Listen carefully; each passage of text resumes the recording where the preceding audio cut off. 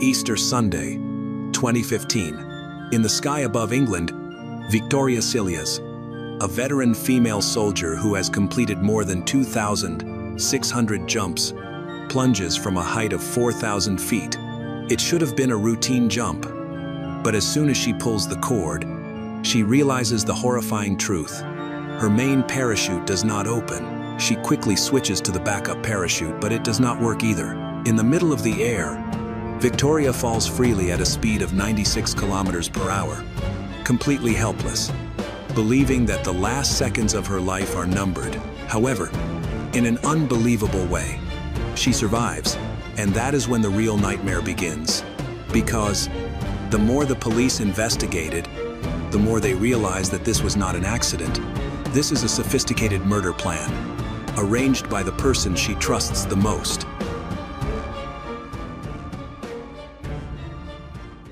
Victoria grew up east of Edinburgh with her parents, Veronica and Michael. She had a comfortable upbringing, attending the expensive Edinburgh Academy. However, her teenage years were difficult as her mother developed cancer. While her mother was ill, Victoria, at age 16, did her first charity parachute jump to raise money for cancer research.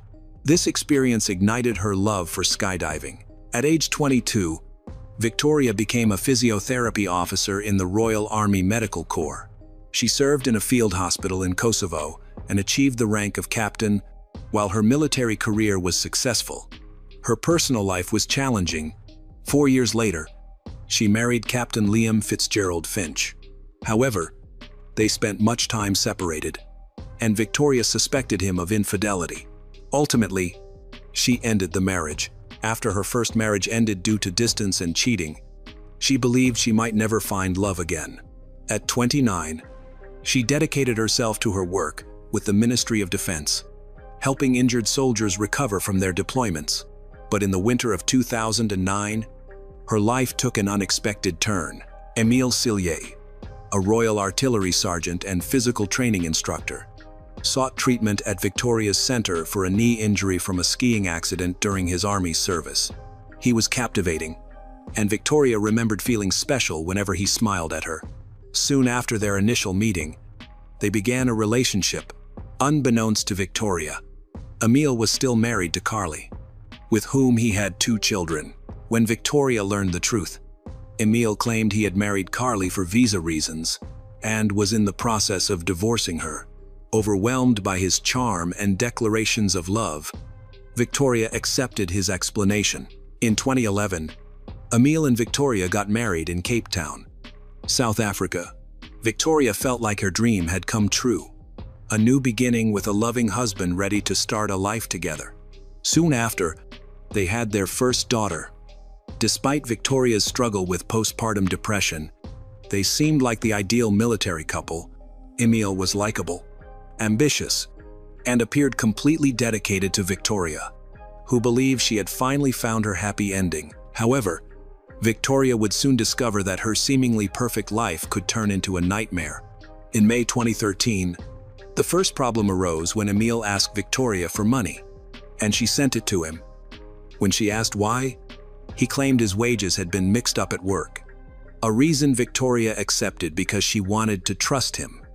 2 months later, Émile moved 6,000 British pounds from Victoria's account to his without her consent. He told her that her account had been hacked, and again, Victoria believed him. In hindsight, she would recognize this as the start of a growing pattern of financial manipulation. As Émile and Victoria's relationship progressed, Émile's behavior became more concerning. He accumulated debt and spent Victoria's money, offering weak explanations like errors in his paycheck. Even more troubling, he frequently disappeared for extended periods. One of Victoria's friends accused him of sending inappropriate messages to her 16-year-old daughter. Additionally, Victoria found emails from an adult club on the family computer that were addressed to him. Victoria discovered condoms both at home and in Émile's car. She also found suspicious messages on his phone from other women. These messages included conversations where he mentioned plans to visit them, possibly related to an adult club. The most shocking news came when Carly brought Émile's children for a visit. As Victoria wrote in her book, Carly casually said something that stunned her. Carly assumed Victoria knew about the other children. Emil had never told Victoria that he had two older children with a woman named Nicolene in South Africa before he had his two children with Carly. Victoria worried about Emil's lack of honesty, but she was trapped in a cycle of manipulation. Emil would show remorse, cook her meals, and leave love notes around the house. Each time she considered leaving, he would pull her back in with promises and explanations. She had no idea that her husband's deception ran far deeper than she could imagine. Emil Cilliers was born in South Africa in 1980. His parents were Zahan, a preschool teacher, and Stoltz, an engineer. He grew up in a small town known for farming and mining. He attended a private school for Afrikaner children and was raised in a strict Christian home. Even as a teenager, Emil was known for his interest in girls. At 16, he pursued Nicolene, a 13-year-old. Nicolene was flattered by the attention from an older boy and found him handsome, confident, charming. She recalls his charisma and romantic gestures, like giving her a long-stemmed rose on their monthly anniversary. Even as a teenager, Emil displayed manipulative behavior that would later affect his relationships. Nicolene initially ignored his cheating because she was charmed by his romantic gestures. He frequently cheated on her, but she always forgave him. In June 2000, when Nicolene was 16, she gave birth to their first child, Silene. Emil proposed using his grandmother's ring in a grand and romantic gesture to show how serious he was. However, Nicolene postponed the engagement upon discovering he was having an affair with her best friend. Emil was working in Oxfordshire, England, as a farmhand and bartender when his daughter Silene was born. He returned to South Africa in 2002 and rekindled his relationship with Nicolene. Soon after, Nicolene became pregnant with their second child, Trevor. However, within a year, Nicolene received shocking news.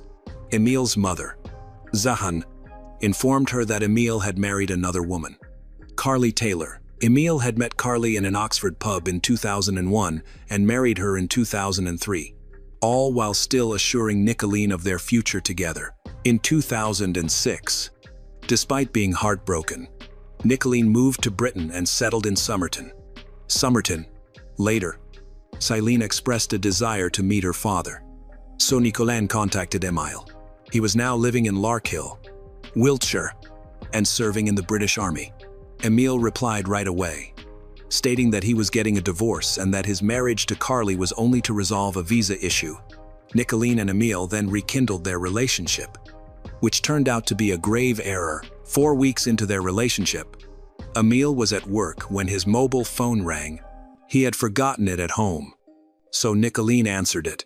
The caller was Carly. Nicolene told Carly she knew Emil was separated, but Carly corrected her. They then decided to confront Emil at his house. Nicolene recalls that Emil was very surprised, with his reaction being one of complete shock.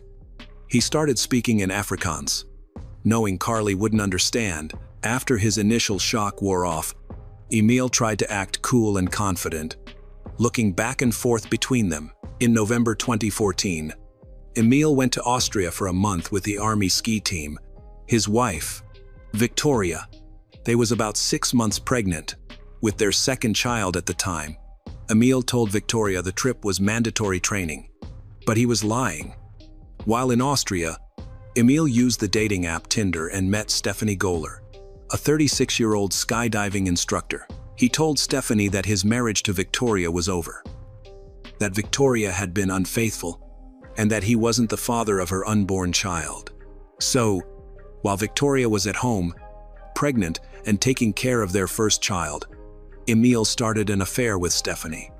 This affair would eventually lead him to plan a murder. In December 2014, Emil lied to Victoria, telling her he was going on a work trip. Instead, he spent New Year's week in Berlin with Stephanie. The trip was a lavish affair, including a spa costing over $700 per night, which Emil paid for with money he had secretly borrowed from Victoria. While Emil was in Berlin, a debt collector came to Victoria and Emil's home. Emil had borrowed money from a loan shark, The debt collector was there to intimidate him and his pregnant wife. Victoria was aware that Emile had debts and had already lent him 19,000 British pounds to help him repay them. Not knowing that he was using her money to fund his affair, in February 2015, Stephanie stayed with him for a week at his barracks in Aldershot.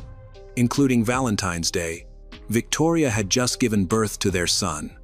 While her husband was spending the most romantic day of the year with another woman, the investigation uncovered the truth about Emile's lies. He had been unfaithful to Victoria throughout their 6-year marriage, as evidenced by posts on FabSwingers. He also visited escort service. Victoria was unaware that Emile was living a double life. In January 2015, Emile texted Stephanie that from April onwards, he could do random and spontaneous things. He also told Stephanie that he regretted marrying Victoria, calling it a stupid mistake. These words foreshadowed a tragic future. On March 29, 2015, Emile met Stephanie, whom he saw from time to time. Later, wanting to intimate while not with Stephanie, Emile texted his ex-wife, Carly, to meet up. He then lied to his current wife, Victoria, telling her he had to stay at the army barracks that night. Before leaving for the barracks, Emile went to the kitchen and used pliers and a wrench to loosen the nut on the gas valve. Victoria and their 2 young children were asleep upstairs. By tampering with the gas valve, Emile endangered their lives to gain his freedom. The next day, Victoria smelled gas in the kitchen. Suspecting a problem, she called Emile. He shockingly told her to turn the gas on, but she refused. Trusting her gut feeling, Victoria jokingly texted her husband whether he was trying to kill her. Unbeknownst to her, he was. Her refusal saved her life, preventing his first attempt to murder her. Luckily, she noticed the leak before it was too late, but Emile wasn't finished. The failed gas leak only strengthened his resolve to find another way. Time was running out, and Victoria had no idea her husband had already decided she had to die. After the gas leak, Emile pretended to want to fix his relationship with Victoria. He proposed a family Easter weekend and offered her a skydiving session as a gift. Victoria, a seasoned skydiver and instructor with 2,654 jumps, viewed this gift as a fresh start. She had taken a break after their second child was born and was eager to jump again. On the 4th of April, 2015, the day before Easter, they went to Netheravon Airfield for a parachute jump. The jump was cancelled due to bad weather, which seemed disappointing. However, Emile had a plan. Instead of returning his wife, Victoria's parachutes, he hid them in their locker at the airfield. He told Victoria they could try again on Easter Sunday. He then took her parachute rig into the airfield toilets and tampered with it. During the trial, a demonstration showed that the sabotage could be done in a toilet stall in a little over 5 minutes. Emile knew what he was doing. According to the prosecution, he twisted the main parachute's lines to stop it from opening and removed parts from the reserve parachute. This sabotage required specialized knowledge of parachute packing. Only someone very familiar with how parachutes are packed would know which parts to remove and understand that doing so would cause the parachute to fail completely. The specific way the parachute was tampered with indicated it wasn't a simple equipment malfunction. The next morning, the weather was still bad, so they decided to do a hop and pop in the afternoon. A hop and pop is a jump from a low altitude where the parachute is opened right away. At her husband's trial, Victoria said she went back to the airfield alone on Easter Sunday. She wasn't excited about the jump anymore, but her husband convinced her to do it. Victoria also said that she remembered the pilot smiling at her as she jumped. Those were likely the last normal moments of Victoria's life. As an avid skydiver, the jump should have been routine for her. That Easter Sunday afternoon, the aircraft ascended to 4,000 feet above the Wiltshire countryside. Victoria made the leap. Only when her standard parachute failed did she realize something was drastically wrong. Her extensive training caused her survival instincts to kick in immediately. She deployed her reserve parachute, but watched in horror as it, too, failed to open properly. Now in full freefall, she reached a speed of 96 kilometers per hour as the ground rushed towards her at terrifying speed. Victoria later described that moment, saying that she remembered feeling tearful and scared, thinking that that just wasn't right. She didn't have time to consider that she might die. Her training took over as she fought to control her descent, desperately trying to slow her fall with what remained of her malfunctioning equipment. The impact was devastating. Victoria sustained life-threatening injuries, including a broken pelvis, fractured ribs, a fractured spine, and a collapsed lung. Those who witnessed the fall were so convinced she was dead that they brought a body bag to the scene. Fortunately, the ground was mercifully soft due to recent plowing. When the first responder reached her, he noticed that the lines on one side of her parachute were knotted.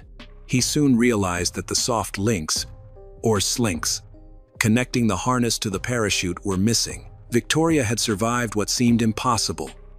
As she lay broken in that field, she had no idea that the man she loved, the father of her children, had just tried to murder her. And this wasn't even his first attempt. Victoria miraculously survived a 4,000-foot fall. When she woke up in the hospital, her husband, Emil, was there. She told him that she loved him, but he didn't respond. As she recovered from her severe injuries, Emil visited less and less often. And when he did, he seemed distant. Victoria later remembered that even though his employers gave him compassionate leave, he still went to work. She felt lonely in the hospital. She also noted that Emil didn't seem interested in her, and he never brought her gifts or cards. He asked Victoria, who was in the hospital, to sign insurance papers to start a personal injury claim. She found this insensitive, considering her condition. Unbeknownst to her, while at her bedside, he was messaging his girlfriend. He falsely claimed in a WhatsApp message that he and Victoria were legally separated and had split up months earlier because she cheated on him and hid her pregnancy. He also falsely claimed she said the baby wasn't his after a paternity test. These lies were later used as evidence against him. Initially, police had no reason to suspect foul play in what appeared to be a tragic skydiving accident. That changed when a friend of Victoria's approached the detectives with concerns about Victoria's relationship with her husband, Emil. The friend expressed doubts about their seemingly perfect marriage and suggested that if Emil had been near the parachute center during the incident, they should consider him a suspect. This tip proved remarkably accurate. Emil had indeed been at the skydiving facility on that Easter Sunday in 2015. Witnesses confirmed seeing him carrying Victoria's skydiving equipment after taking their infant daughter to the toilet. A crucial detail that would later become significant in the case: a parachute expert said Victoria's parachute had been checked 16 times by 10 experienced packers. The most recent inspection was 2 months before Easter, and the crucial components called slinks were present each time. However, after the accident, the British Parachute Association's investigation discovered a disturbing truth. Both Victoria's main and backup parachutes had been deliberately damaged.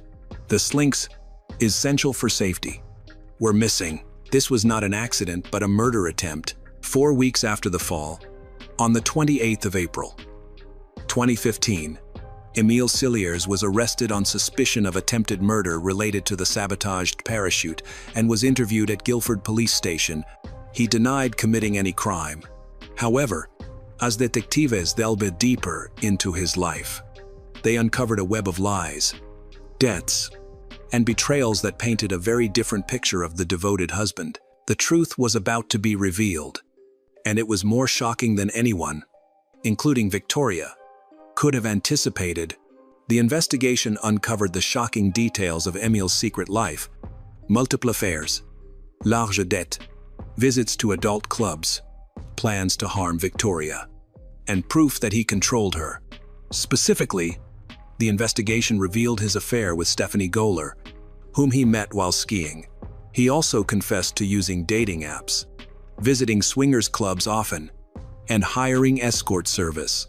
Reviews Emil posted on Fab Swingers about alleged encounters suggest he had been unfaithful throughout their 6-year marriage. The most concerning information involved Emil's actions at a now-closed adult club in Salisbury, managed by Ricky Harwood. Court testimony and police records showed that Emil frequently visited the club while married to Victoria. There, he engaged in increasingly risky activities, suggesting he had lost control. All of this happened while Victoria was at home, raising their children and working multiple jobs to provide for the family. Evidence presented showed that Emil was £20,000 in debt. He had hoped to claim a £120,000 life insurance payout from his wife's accidental death to clear his financial woes and start a new life with Stephanie. The motive was becoming crystal clear. He wanted his wife dead to collect her life insurance and begin anew with his mistress. Investigators later linked the earlier gas leak to Victoria's case, discovering that she had been targeted twice in the same week. It was clear that Emil had deliberately deceived everyone he knew. Detective Inspector Paul Franklin's team spent 2 years investigating Emil, concluding he was a sociopathic narcissist. They found he manipulated and exploited those around him. He fathered 6 children with 3 women, 2 with Nicolin in South Africa, 2 with Carly, and 2 with Victoria. He promised each woman a future, controlled them, and then abandoned them for someone else. Victoria's reaction to the investigation complicated the case. Despite strong evidence against her husband, she defended him. This was due to the coercive control he had over her during their relationship. She even visited him in prison.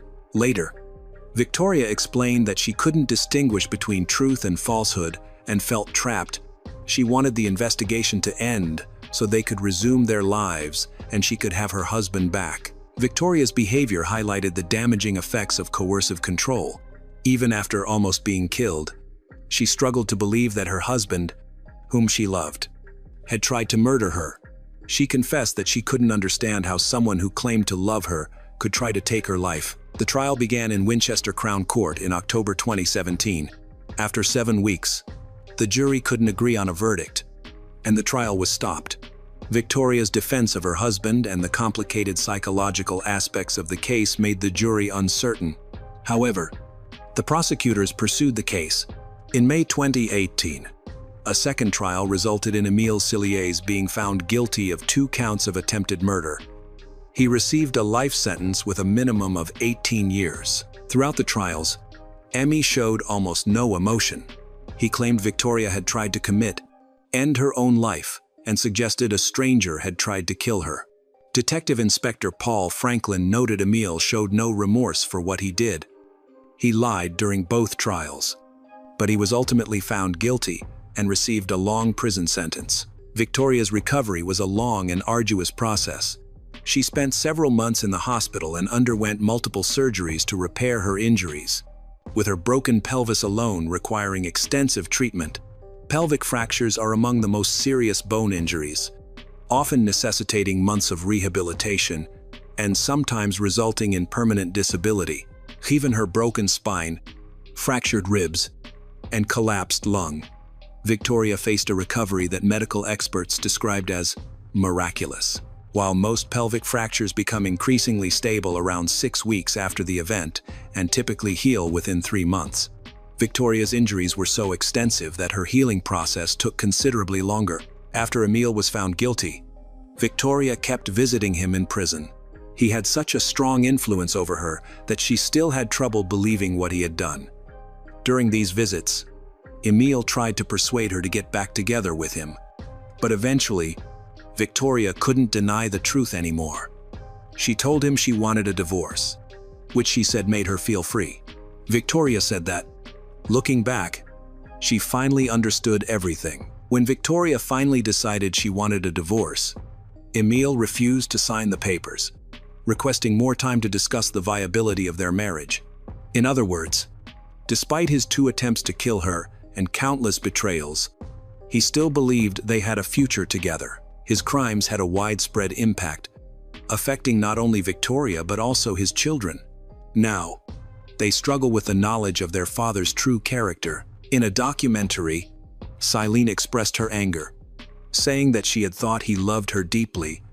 She said he had paid so much attention to her, and she couldn't understand how someone who had made her feel like their entire world, their favorite person, could just vanish.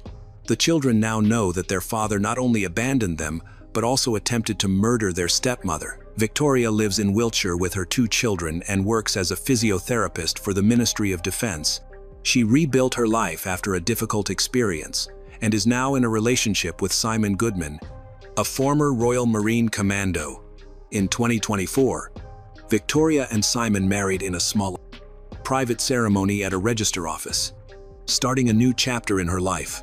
Victoria has written a book about her experience called I Survived, sharing her story of manipulation, abuse, and ultimately, survival. The memoir details not just the day of the attempted murder, but the story of an abusive marriage and how seemingly small misdemeanors can escalate into something much more dangerous. Emile Cilliers is currently serving a life sentence after receiving 2 convictions for 2 counts of attempted murder. He is being held at Dovegate Royal Prison in Staffordshire. Justice was served, but some wounds take a lifetime to heal. Victoria's bravery in telling her story can help other women spot danger signs early on. This could prevent them from experiencing a similar situation where they feel lost and betrayed, wondering how someone who claimed to love them could endanger their lives. This case had no positive outcomes. However, Victoria's resilience prevented her husband's betrayal from ruining her future. Furthermore, her children will grow up understanding that her strength saved not only her life but theirs too.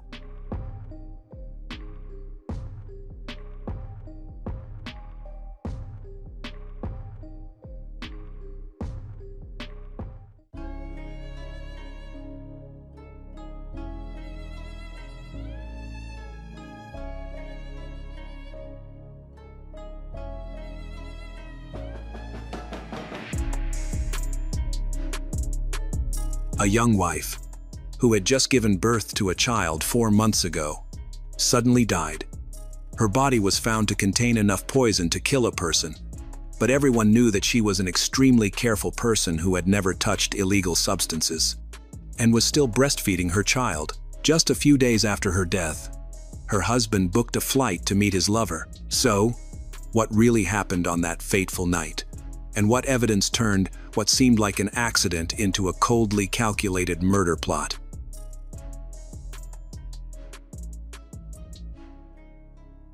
Christina Ann Thompson Harris, known as Christy, was 36 years old when she was murdered in September 2014. By all accounts, she was an incredibly loving mother to her 2 children. She had a newborn baby who was only 4 months old. Christina was fully immersed in motherhood, caring for a newborn, while also raising another child. She had recently been promoted to manager of the Subway sandwich shop inside Ascension Genesis Hospital in nearby Grand Blanc Township. The shop was reportedly the busiest Subway in all of Genesee County, which speaks volumes about Christina's work ethic and capabilities.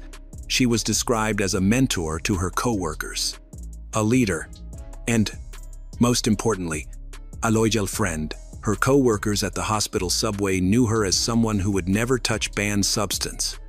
She was health conscious, responsible, and dedicated to her children's well-being. Everyone who knew Christina understood that she took being a mother seriously and would never do anything to jeopardize her ability to care for her children. She was breastfeeding her infant daughter and was incredibly careful about what substances she put into her body. She was the kind of person who put family first. She loved spending time with her children, swimming, crafting, and having family game nights. She was living what should have been one of the happiest periods of her life: 2 beautiful children, a successful career, and what appeared to be a stable home life. However, appearances can be deceiving, and behind closed doors, Christina's marriage was anything but safe. Christina's mother told authorities that her daughter's marriage to Jason Thomas Harris had been rocky. Jason was carrying on full-blown affairs while his wife was home caring for their infant daughter. The investigators found a total of 5,881 text messages to one woman in Rhode Island on Jason's phone.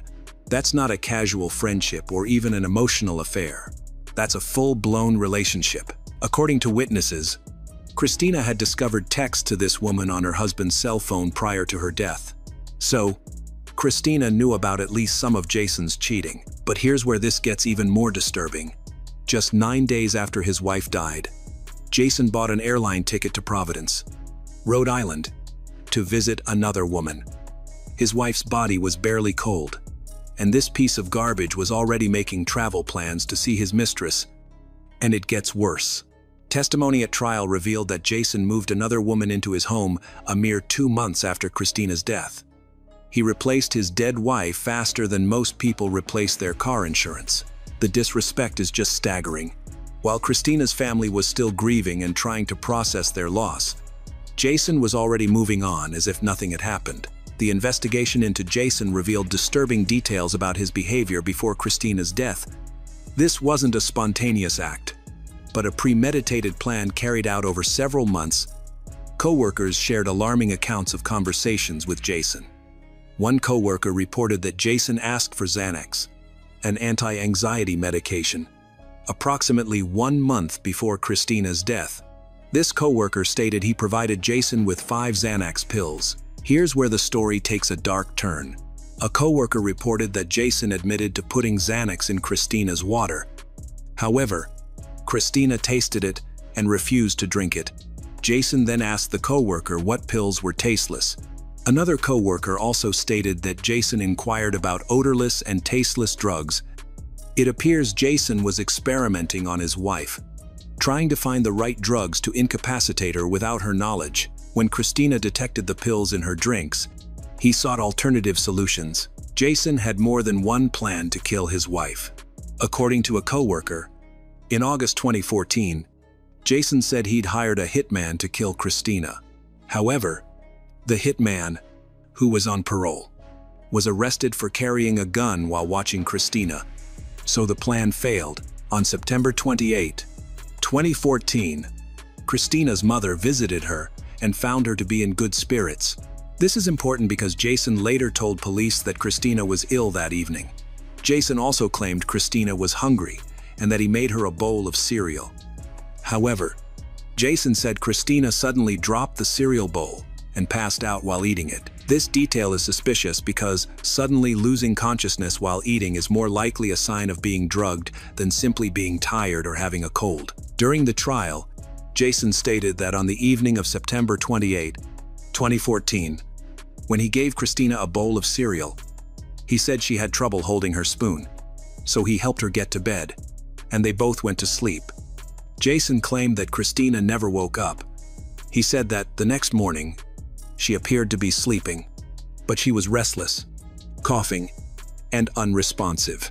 Jason admitted that he then left for work with their 2 children, leaving Christina in bed. The prosecution questioned why Jason went to work when his wife was unresponsive and coughing, arguing he should have stayed home or seek medical help. Jason said he became concerned when his wife, Christina, didn't reply to his texts. On the 29th of September, around 10 a.m., he asked a neighbor to check on her, which the neighbor later told authorities was unusual. The neighbor found the Harris home unlocked and Christina unresponsive in bed. She called a second neighbor, Anurse, who confirmed Christina was dead. They then called 911. The neighbor who initially found Christina unresponsive noted that she was cold to the touch. Christina Harris, a 36-year-old mother of 2, was found dead in her own bed. Initially, it appeared to be a tragic accident, but red flags soon emerged. The medical examiner initially determined Christina Harris's death was a banned substance overdose, seemingly closing the case. However, a significant problem undermined this theory. No one who knew Christina believed she would ever use banned substance.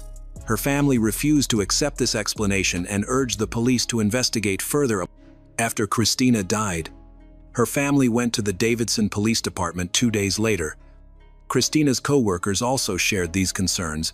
They strongly believed that she would never use them. The family's persistence ultimately led to justice. Investigators discovered breast milk that Christina had frozen for her baby. If Christina were a regular banned substance user, traces of those drugs would be present in her breast milk. This was the first time in Michigan that breast milk had been used as evidence in a criminal case. Forensic testing of several breast milk samples found no banned substances, confirming that she was not a regular user of them.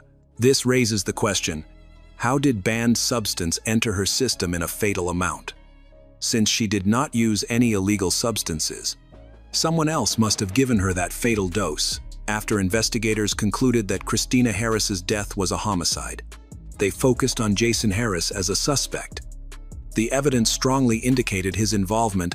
In August 2019, the Genesee County Medical Examiner officially changed Christina Harris's cause of death from accidental to homicide. This change enabled the police and prosecutors to charge Jason with murder. Despite the 5-year investigation, the evidence ultimately became convincing enough to proceed with the case. The investigation carefully gathered evidence against Jason. They interviewed his colleagues, who revealed he'd asked about drugs that were tasteless and odorless. Investigators also found evidence he tried to hire hitmen and had numerous affairs.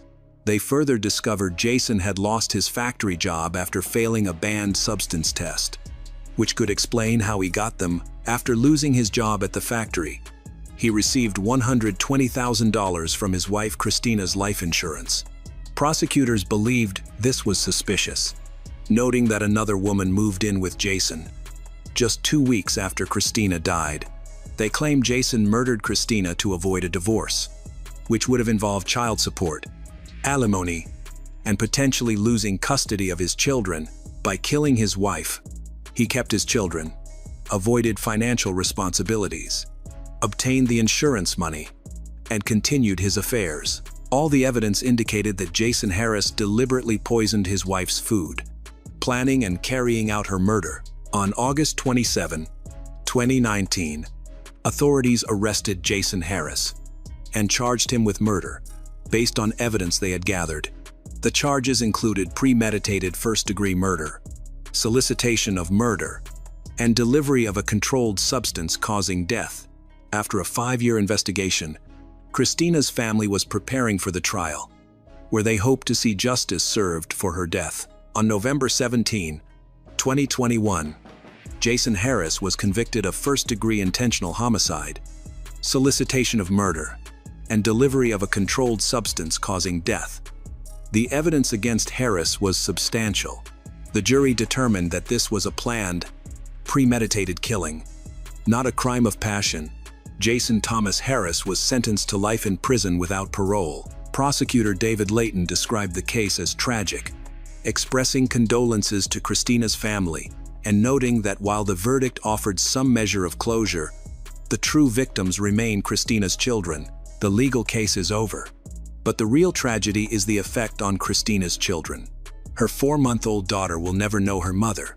Her older child must now struggle to reconcile loving memories of their father with the fact that he murdered their mother. Christina's family faces the difficult task of raising these children while dealing with this violence and loss. Then, Harris appealed, alleging ineffective legal representation. But in February 2024, the Michigan Court of Appeals upheld the conviction. He is expected to continue filing appeals, though courts are unlikely to overturn the judgment given the extensive evidence. Christina Harris and her children deserve better lives.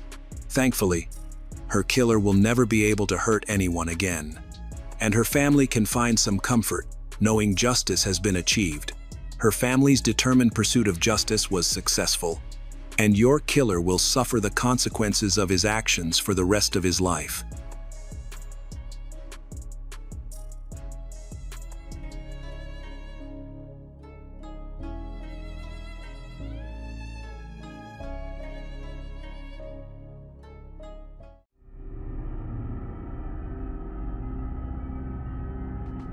Love triangles have always been one of the deadliest sparks behind domestic crimes.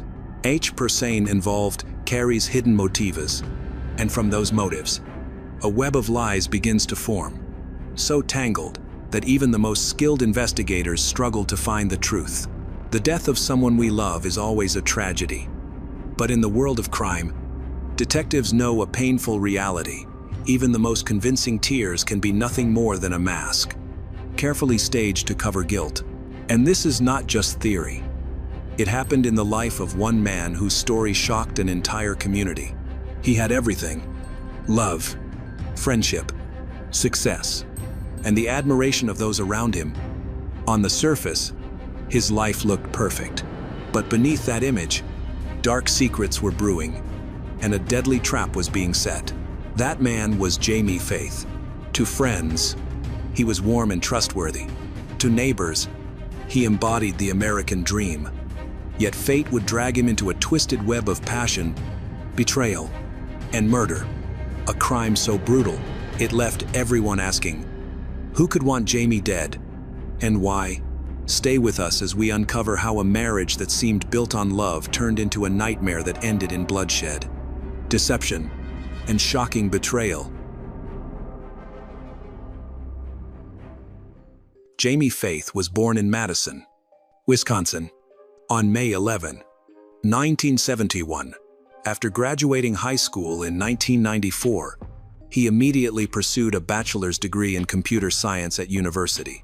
He successfully graduated and spent several years working as a software engineer in his hometown, where he was recognized for his professionalism. He was a hard-working individual who frequently informed his family that he did not want to get married or have children. While he had many friends and was generally sociable, Jamie struggled in romantic relationships. However, those who knew him well described him as a decent, family-oriented man, friendly, warm-hearted, and an animal lover. In the fall of 2005, at the age of 34, Jamie traveled to Arizona, where he met Jennifer, a healthcare administrator. They hit it off immediately, talking late into the night, and their relationship quickly blossomed. Jamie moved to Arizona shortly after meeting Jennifer and easily bonded with her 8-year-old daughter, Amber. As their relationship grew, Jamie advanced professionally at American Airlines. Their life together appeared to be flourishing. Jamie has built a good relationship with both Jennifer and Amber. Treating the girl like a daughter, he contrasted sharply with Jennifer's previous partner, Amber's biological father, who had abandoned her when he learned of the pregnancy.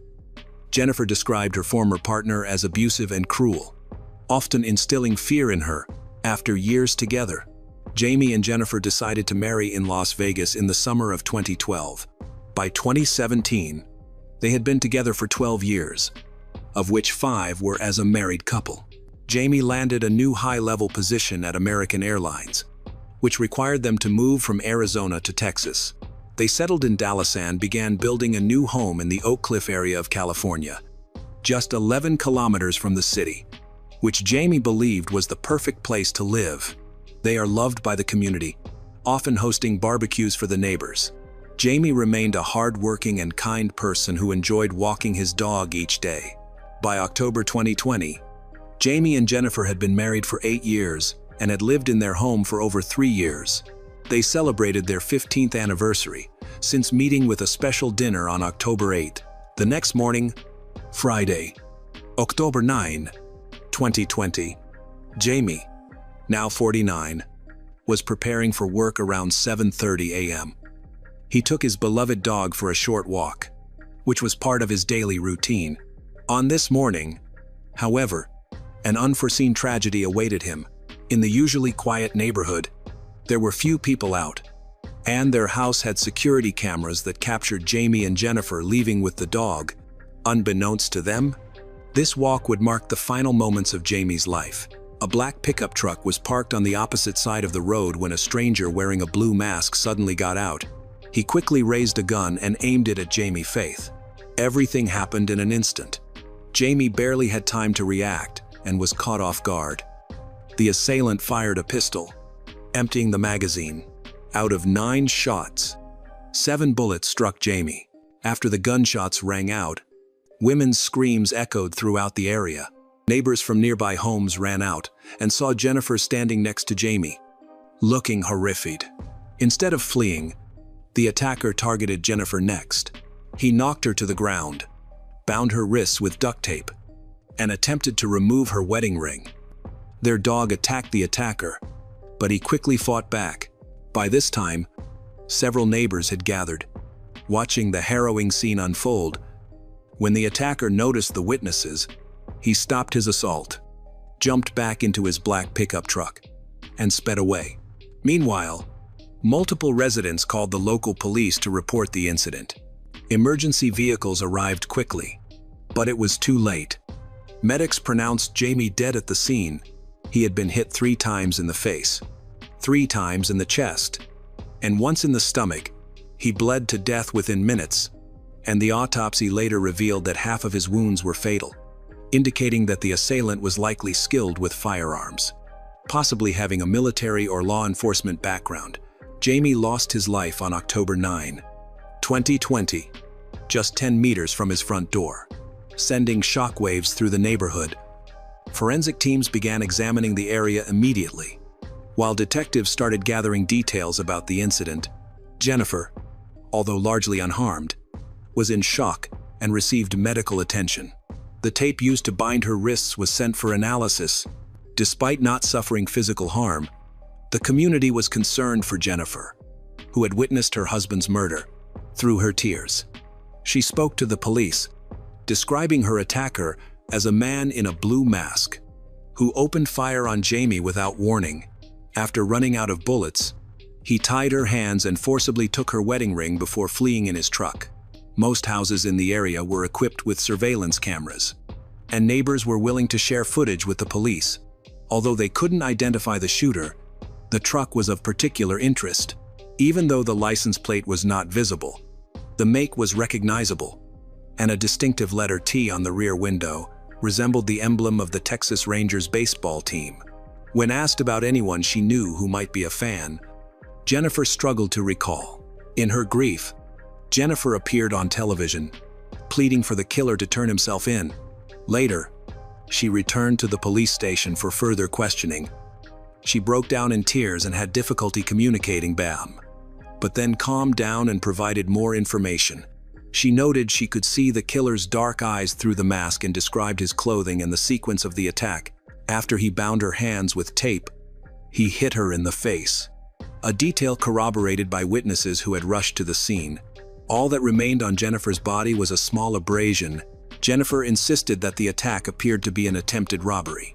However, there were several inconsistencies with this theory, particularly regarding the timing and the attacker's behavior. The suspect did not appear to be trying to conceal his actions, making it unlikely that this was a standard robbery. This raised questions about his true intentions. The police found it hard to believe that he would spontaneously choose to rob a couple while driving through a residential area, especially since they were just taking a walk with their dog. The attacker appeared overly prepared and unafraid, suggesting that his main target was Jamie, while the attempted theft of the ring and assault on Jennifer might have been a cover for his real motives. After the attacker shot Jamie, it seemed clear that he had a personal motive, especially since he didn't shoot Jennifer. As a result, Jennifer was re-interrogated. It was suggested that Jamie had made a dangerous enemy, though their identity remained unknown. Jennifer explained that she and Jamie had been happy together and celebrated their 15th anniversary just a day before his death, which was a joyous occasion for them. She described Jamie as a loving and calm person, making it hard to believe he had such a serious adversary. Following this, she and her daughter, Amber, set up a GoFundMe page to seek financial assistance for the funeral. As a housewife, Jennifer was facing significant financial challenges. The initiative quickly gained support, raising over $60,000 in a short time. Neighbors also helped by providing food. Jennifer shared her harrowing experience with the media, expressing hope that the killer would be caught soon. With the funds, she organized 2 funeral services for Jamie, one in Dallas and another in Phoenix. Meanwhile, detectives were diligently working to find the perpetrator. They discovered .45 caliber shell casings at the crime scene, along with Scotch tape and bullets removed from Jamie's body, which were sent for analysis. Review of surveillance footage was prioritized. They found a video taken a few hours before the attack, showing an unknown man walking near the fence of Jamie's home and appearing to survey the area. His attire closely matched that of the man who later shot Jamie and attacked Jennifer. His suspicious behavior led detectives to rule out the possibility of an accidental shooting. He clearly had an interest in Jamie's family, raising questions about his connection to them. In their search for clues, detectives requested Jennifer's mobile phone and her husband Jamie's phone. While Jamie's phone contained no significant information, suggesting he had no known conflicts, Jennifer's phone contained a suspicious text message sent weeks before the murder. In that message, she talked about a man named Darren, and the context suggested that their relationship was more than just casual friends. When contacted, this friend confirmed that they had heard about the possibility that Jennifer was romantically involved with someone else, but did not provide any further details. Law enforcement wanted to learn more about Darren Lopez, a 48-year-old Army veteran who had served in Iraq and Afghanistan. At the time of the murder, he was divorced and living alone on a farm in Cumberland Furnace, Tennessee, a small community, nearly 1,000 kilometers from Dallas. It raised questions when investigators discovered that Jennifer had been discussing Darren shortly before Jamie's death. They decided to explore the connection between Darren and Jennifer. It turned out that Darren and Jennifer were not just acquaintances. They had dated in high school and attended prom together.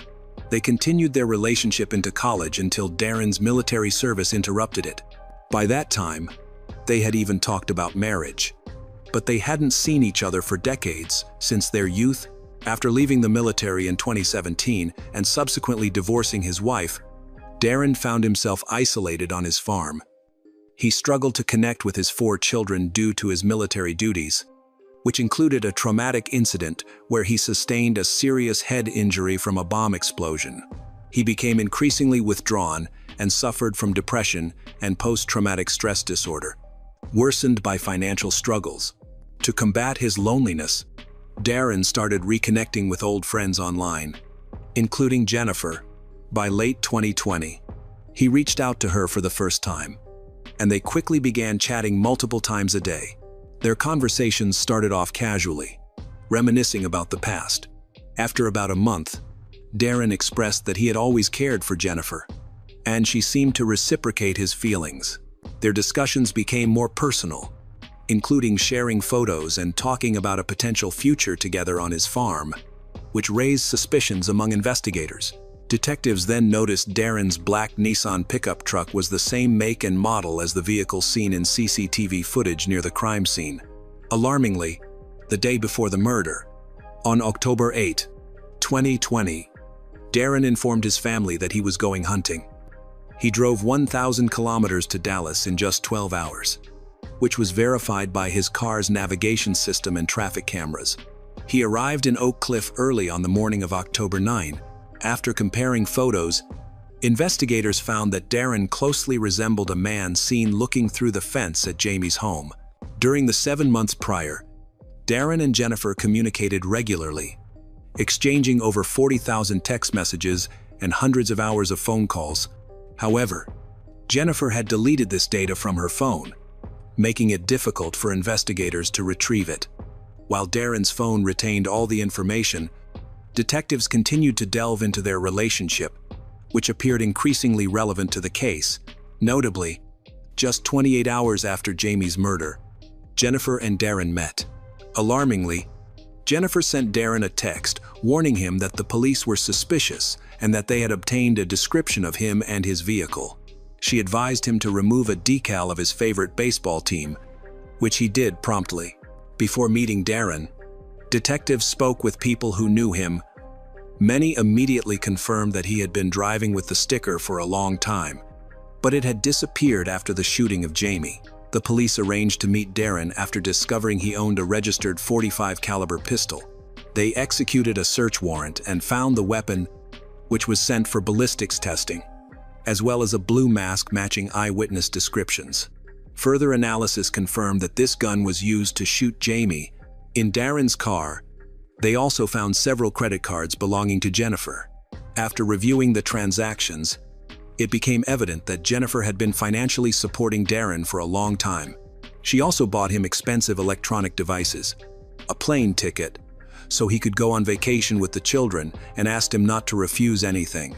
It emerged that Jennifer had misused funds raised on GoFundMe to support Darren and had not paid for Jamie's funeral, leaving the debt in her name.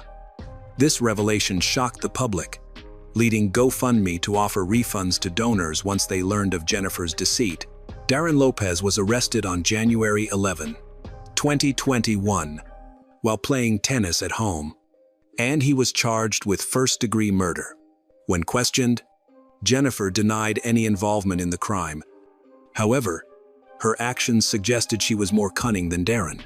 Despite being caught in lies, after Jamie's death, she distanced herself from others and refused to comment about her connection to Darren, contrasting sharply with her previous emotional interviews. Despite Darren's arrest, Jennifer continued to communicate with him, using a third party to send messages to him in prison. Several of these messages were intercepted, revealing her declarations of love for him and her commitment to support him. This behavior raised suspicions among detectives that she may have played a role in planning the crime, especially since Jamie held a life insurance policy worth $628,000, of which Jennifer was the sole beneficiary. Notably, this policy was issued only months before his death. While Darren was in custody, investigators seized Jennifer's cell phone, computer, and laptop, further corroborating their suspicions of her involvement in the murder plot. They discovered that she had created a fake account to communicate with Darren in order to confuse the investigation. She misled Darren with stories of ongoing abuse from Jamie, claiming he had physically harmed her and her daughter. She sends Darren pictures of injuries allegedly caused by Jamie, attempting to stir up hatred towards Jamie and justify her actions. Detectives looked into these statements, but none of Jamie's friends confirmed that he was abusive. They described Jamie as a friendly and peaceful person. Jamie's family was bewildered by these allegations and vehemently denied them. They did not understand why Jennifer stayed with Jamie for 15 years if she believed he was an abuser. Darren received photos through a fake account that Jennifer claimed were of her injuries. None of the photos showed her face, and she had not reported any incidents of domestic violence to the police. Some of the images were publicly accessible online, and her computer's search history showed she had looked them up. This was all part of a manipulation intended to convince Darren to kill Jamie. Even in prison, Darren believed Jennifer's lies until his lawyer presented evidence proving the photos were fake. Amber, Jennifer's daughter, also stated that Jamie had never harmed her. Darren was devastated to learn he had killed an innocent person, which destroyed his family. Fortunately, Darren started to speak out. He shared that in August 2020, he met Jennifer in person, and there, she asked him to kill Jamie. They carefully planned the attack, with Jennifer devising the main scenario. He executed the plan but arrived in Dallas earlier than expected, which led to him being captured on surveillance cameras near Jamie's house. Jennifer was arrested in February 2021, just a month after Darren. She was initially charged with obstructing justice, but faced first-degree murder and solicitation of murder charges by September 2021. She denied her guilt and asserted that Darren was motivated by jealousy. However, the accumulating evidence against her led to her facing the death penalty. After months in jail, Jennifer decided to tell the truth when offered a plea deal that would reduce her sentence to life in prison for incitement to murder. She confessed that her accusations against Jamie about abuse were false, bringing relief to his family, who wanted to clear his name. On February 22, 2022, Jennifer Faith was sentenced to life in prison without parole as part of the deal. Following this, other men who had been involved with Jennifer spoke out, including Rick, who had dated her before Jamie. He recognized her manipulative nature, remembering how she had falsely accused Jamie of abuse while attempting to persuade him to take out a life insurance policy. Realizing the danger he had escaped, Rick described Jennifer as the most evil and greedy person he knew. In June 2023, Darren Lopez's trial began. Unlike Jennifer, he maintained his innocence, claiming he was manipulated by her. Evidence presented included false photos and statements alleging abuse by Jamie. Darren claimed he wanted to help Jennifer escape her troubled life, asserting that their relationship was purely friendly. His lawyer cited his post-traumatic stress disorder and a head injury from the Iraq War as contributing factors. The judge responded to the defense by stating that killing Jamie was unnecessary. Darren could have contacted law enforcement, who would have investigated the situation. He considered other options, suggesting that Jennifer run away with him, but she insisted that Jamie would keep pursuing her. Under her pressure, Darren ultimately agreed to eliminate Jamie. Attempts by Darren and his attorney to portray him as a victim were unsuccessful. At 51 years old, Darren was sentenced to 6 years in prison, with the possibility of parole in 2051.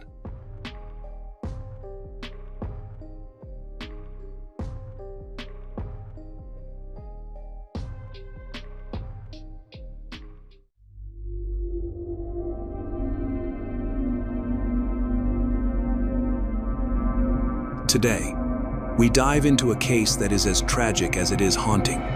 The sudden disappearance of 22-year-old Mercedes Vega in Arizona. In April 2023, she was last seen leaving her apartment in Tempe. Just hours later, her car was found abandoned. And what investigators uncovered would shock an entire community. Mercedes' story is a chilling reminder of how quickly a normal evening can turn into a nightmare, how safety can be shattered in an instant, and how one young woman's dreams and future were stolen in a way that still demands justice. But the question remains, who was behind this? Was it a random act of violence, or something far more calculated, designed to silence her forever? Watch this video until the end.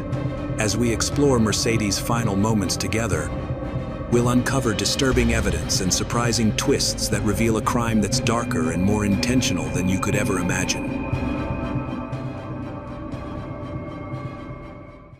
Mercedes Vega was born on March 10, 2001, in Anchorage, Alaska. She loved horses and had a special affection for babies, finding joy in the simple pleasures of life. In 2007, when she was 6, her mother, Erica, began dating Tom Pillsbury. Over time, she and Tom formed a close bond. Just before Erica and Tom's wedding in 2010, Mercedes gave him a Father's Day card that he still remembers fondly, which said that she loved that he was marrying her mom. This gesture highlighted their strong connection. As she grew up, Mercedes pursued her interests with passion. She played the violin, sang beautifully, and even performed the national anthem at various events. Academically, she excelled, earning straight A's throughout her early school years. Swimming was another of her talents. She felt a strong connection to the ocean, once expressing that her soul belonged in Hawaii. This love for the sea mirrored her free-spirited nature, always seeking places where she felt at peace. Mercedes' family was central to her life. Her parents, Erica and Tom, raised her in a supportive environment, eventually settling in Santan Valley, Arizona. By her early 22nd, Mercedes had moved to Tempe and was living independently in the Aubrey apartments. She worked as an exotic dancer in Phoenix a few nights each week to support herself while pursuing her larger dreams of opening her own gym and becoming a personal trainer. About 3 years before her disappearance, she encountered a traumatic experience. In October 2020, she was the victim of an armed robbery outside her apartment in Phoenix, which led her to relocate to Tempe for a fresh start. She cooperated fully with the police, identified the suspect, and provided an impact statement. This incident showcased her resilience, as she used the experience to strengthen her focus on her independence and ambitions. However, on that ordinary Sunday in April 2023, her life took a tragic turn. On the 16th of April, she had planned to have dinner with friends, a routine social outing amidst her work obligations. However, as the day went on, she informed her friends that she would need to go to the club instead, where she performed a few nights each week. This change in plans became significant, as it marked Mercedes' last known communication. Initially, it seemed like a simple adjustment, but it would later serve as an important detail in the events that unfolded. Surveillance cameras at her apartment complex, the Aubrey, captured footage that helped piece together the end of her evening. Investigators noted that a white 2018 Chevrolet Malibu with a salvage title, a car not belonging to her, was spotted in the parking garage around 8:45 p.m., lingering in the area. Then, at about 9:15 p.m., Mercedes was seen on surveillance video, walking confidently towards her own vehicle in her assigned parking spot. This would become the last recorded image of her in that familiar place. Later evidence from the scene showed signs of a struggle. Blood was found in the parking lot and on the front passenger seat of the car, suggesting that she had been attacked. As time passed, around 9:25 p.m., cameras in the area captured her car pulling into a nearby lot next to a restaurant called Culinary Dropout.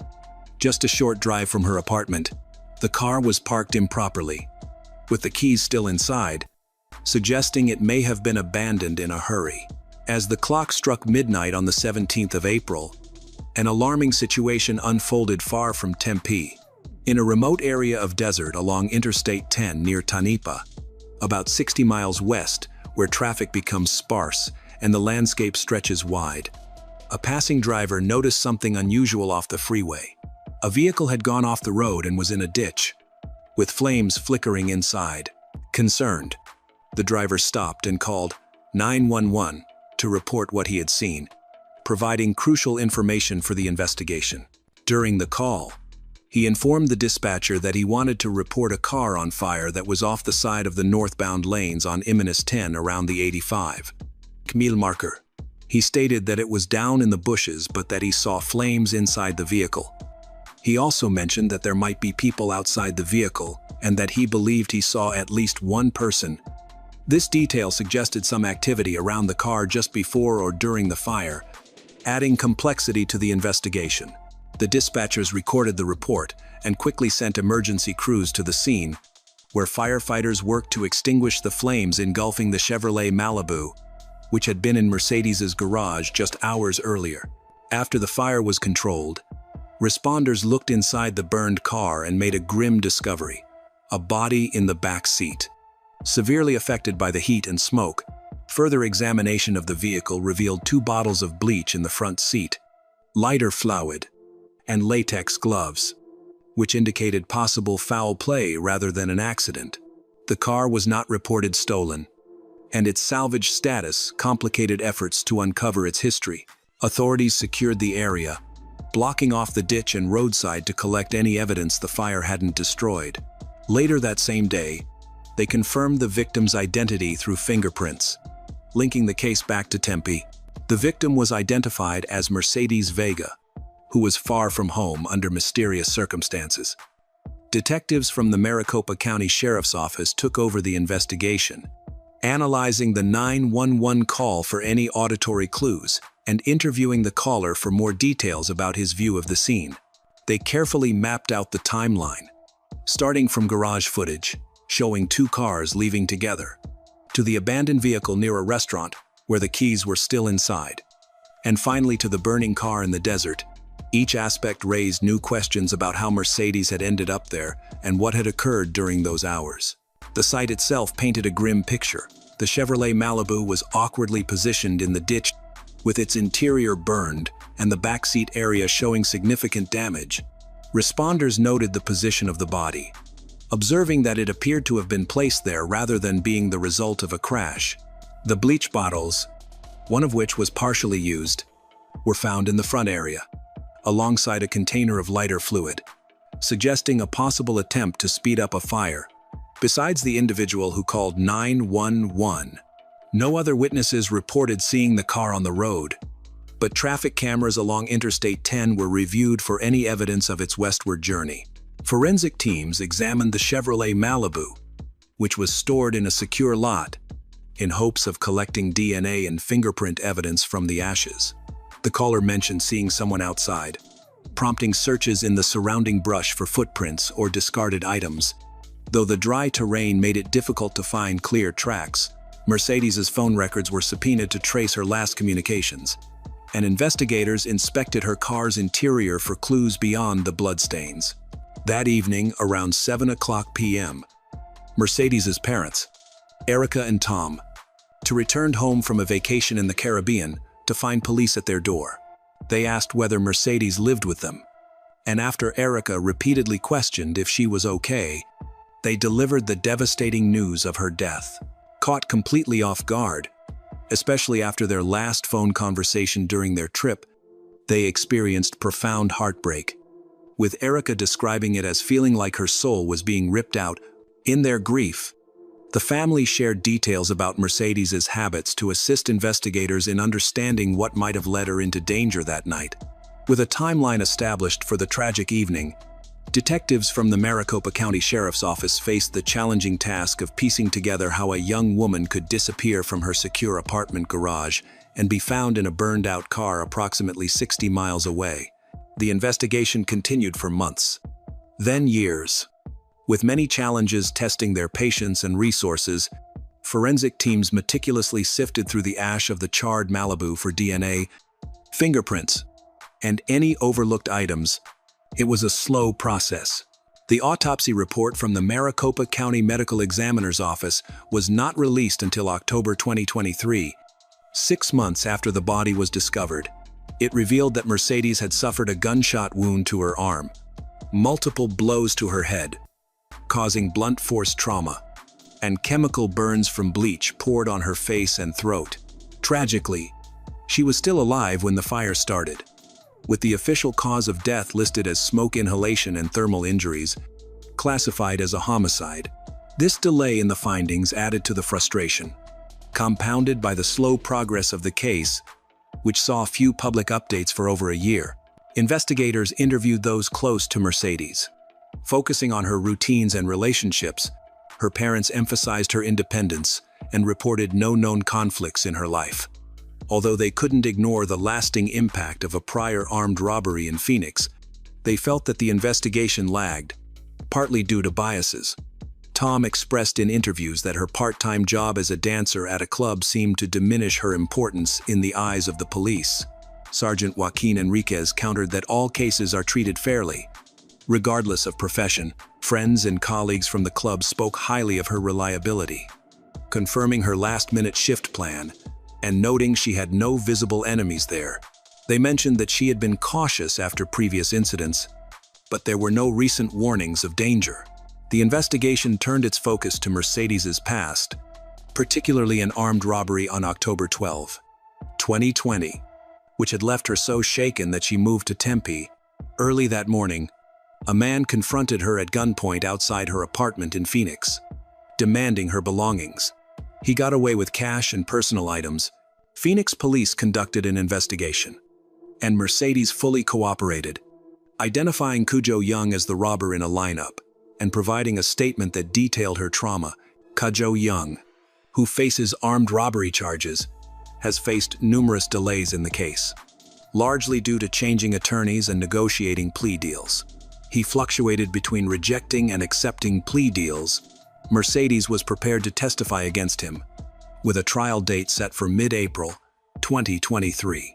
Court records indicate she was scheduled to testify on April 17, the day her body was discovered, although some reports suggest this was the day before she went missing. The timing of these events raised questions about whether the upcoming testimony influenced the situation. During the crucial hours in April 2023, when Mercedes was kidnapped and murdered, Cujo was not at either location. As records indicate, he was not in custody.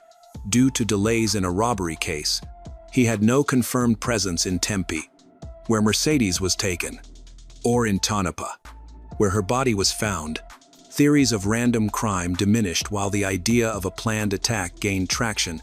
Family and friends emphasized Mercedes's increased caution since 2020, highlighting the importance of her connections. Erica expressed her frustration in the media, suggesting the motive was to prevent testimony. As the investigation progressed, uncovering digital evidence and forensic links, the Maricopa County Sheriff's Office eventually made arrests, revealing long-awaited names. The first significant breakthrough occurred on November 11, 2024, when Sincere Hayes was arrested in Hamilton County, Tennessee. At that time, Sincere, a 22-year-old resident of Chattanooga, was already in custody for unrelated charges. Maricopa County Sheriff's Office detectives connected him to the case through a fingerprint that matched one found on a bloody plastic grocery bag in Mercedes's abandoned car, a match that had remained unresolved until his arrest in May 2024 added his prints to the database. After being extradited to Arizona later that month, Sincere had his first court appearance where he pleaded not guilty. The judge set a cash bond of $2 million. During questioning, He admitted to knowing Cudjoe Young from their hometown of Chattanooga and verified that he had traveled to Arizona for business, though he refused to disclose details about it. Sincere had a history of legal issues that began at age 18, with his adult record starting in May 2021 in DeKalb County, Alabama, for possessing a stolen firearm and a banned substance, which led to an indictment in February 2022. This case was dismissed on April 10, 2023, just days before Mercedes's death, after he failed to attend his arraignment, although the warrant was later lifted. In May 2024, Chattanooga police arrested Sincere again following a report of shots fired, discovering he had several weapons, one of which was stolen. After being released on a $5,000 bond, he was arrested weeks later by Hamilton County Sheriff's Office for DUI, speeding, and illegal possession of a firearm. The investigation expanded further in June 2025 when Jared DeMarcus Gray, a 25-year-old from Tennessee, was arrested in Catoosa County, Georgia. Jared's fingerprint was found on a plastic cup inside the burned Malibu, where Mercedes' body was located. He awaited extradition to Arizona while being held on unrelated charges, with prosecutors seeking a $2 million cash-only bond. In interviews, Jared claimed he was in Arizona for business, but denied knowing Sincere or Cudjoe, despite travel records showing he and Sincere flew together from Tennessee to Phoenix on March 3, 2023, and took a Greyhound bus back on April 18, the day after the fire. Although Jared's criminal history was less extensive than Sincere's, he was tied to the crime scene through DNA and cell phone data that matched Tonopah's route. On July 24, 2025, a grand jury in Maricopa County indicted Cudjoe Young, 29, who was already in custody on an unrelated warrant. Cudjoe appeared in court shortly after, stating he would represent himself and acknowledging the judge's warning about being held to the same standards as a lawyer. He pleaded not guilty, with the judge setting his bond at $2 million cash only. Cudjoe's history was significant. He was identified by Mercedes in a 2020 armed robbery where she had picked him from a lineup after being held at gunpoint outside her Phoenix apartment. This case faced numerous delays, often due to Cudjoe changing attorneys, causing frustration for her family. Additionally, Cudjoe was facing 10 counts in a separate investigation into banned substance trafficking, accused of running a nationwide operation involving illegal banned substances, money laundering, and conspiracy. All three men faced serious charges. Sincere was charged with first-degree murder, kidnapping, armed robbery, theft of a vehicle, arson, conspiracy to commit first-degree murder, conspiracy to commit kidnapping, and hindering prosecution. Prosecutors sought the death penalty for him, citing the brutality and depraved motive of the crime.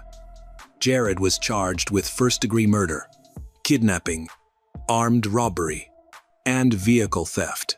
Cudjoe faced charges for conspiracy to commit first-degree murder, conspiracy to commit kidnapping, first-degree murder, armed robbery, arson, and theft of transportation. The main motive in this case was to silence a witness. Investigators believe that Cudjoe planned this scheme to stop Mercedes from testifying against him in the 2020 robbery trial. Records indicate he paid for the flights of Sincere and Jared using a credit card, hired accomplices to retrieve the Malibu car under a false name, and contacted someone to collect a package near the site of a fire that night. This deliberate effort to eliminate her as a threat connected the three individuals, turning a past crime into a serious conspiracy. Sincere was the first to be arrested, and his case progressed steadily, although slowly. After being extradited and entering a not guilty plea in late 2024, prosecutors announced in May 2025 their intention to seek the death penalty if convicted. They cited the brutality of the crime and its goal of obstructing justice by silencing a witness. Sincere's lawyers pushed back during court meetings, arguing against the death penalty and questioning the strength of the forensic evidence, such as the fingerprint found on a grocery bag. They emphasized his youth and lack of prior violent offenses, portraying his involvement as minor. rather than significant. A tentative trial date for Sincere was initially set for July 31, 2025. But court documents revealed it had been postponed due to ongoing evidence, review, and motions.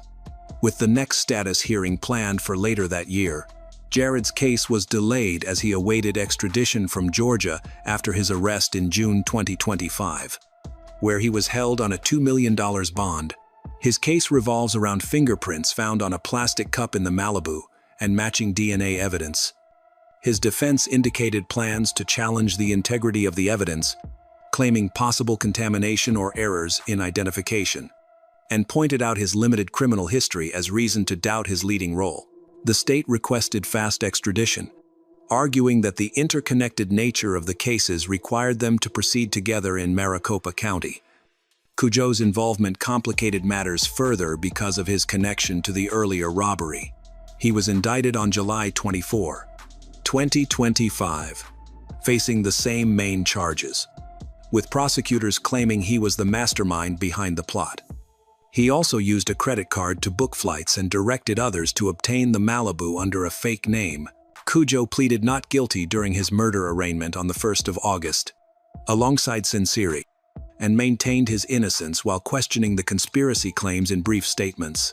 For the Mercedes family, including Eric's and Tom Pillsbury, these developments elicited mixed feelings amid their deep sorrow. They regularly attended court hearings and voiced their frustrations about the system's failures to protect Mercedes like their daughter, who had moved after the robbery only to face further dangers. Erica described the waiting as torturous, stating in interviews that the family felt anxious while waiting for justice. The announcement of the death penalty brought them some relief, with Tom noting it lightened their burden and confirmed they weren't alone in their fight. However, the pain of their loss continued. They scattered Mercedes's ashes in Hawaii, her favorite place, and Alaska, honoring the locations that held significance for her. In the months that followed, the family dedicated their efforts to advocacy, determined to keep her memory alive. They collaborated with Silent Witness and engaged with the media to seek answers and justice. A GoFundMe page remains active to help cover their expenses and support their efforts. They welcome any contributions from those who wish to assist. Currently, all three defendants, Cujo Young, Sincere Hayes, and Jared Gray, are entangled in the court system, having been indicted and pleaded not guilty. Their cases are still actively under judicial review, and the legal process continues. For everyone following this story, it is not over yet. The pursuit of justice is still in progress, and the final outcome has yet to be determined.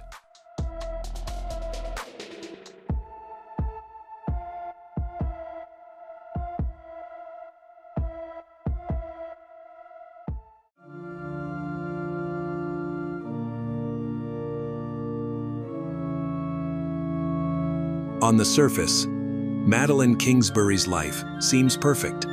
A devoted mother to her two young children, a rising young professional with a promising career, and an image of stability that many admire. But sometimes, what shines brightest hides deep cracks. Behind her gentle smile and familiar routine, Madeline is battling a silent storm: fear, exhaustion, and a dangerous stress that comes from the man she once trusted most, the father of her children. On the morning of March 31, 2023, the storm is no longer metaphorical. It rages. Madeline disappears without a trace. Her phone is still on the table. Her wallet is intact. Her plans are unfinished. The most terrifying thing is that she never returned to pick up her child. A seemingly random disappearance quickly spirals out of control into a much darker tale. A tale of hidden secrets, lingering suspicions, and chilling truths. Come with us, as the truth about Madeline's disappearance is not only shocking and haunting, but also touches on the deepest fears of every family. What happened to Madeline in 2023 stunned the nation. But to fully understand the gravity of this tragedy, we need to go back in time, to look at the girl from the beginning, the life she built, the dream she held, and the quiet strength that shaped Madeline Kingsbury.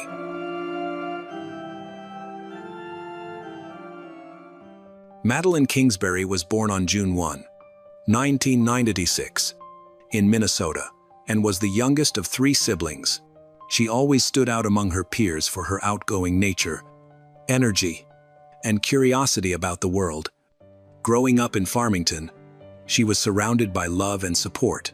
Even after her parents' divorce and their subsequent remarriages, the warmth of her extended family continued.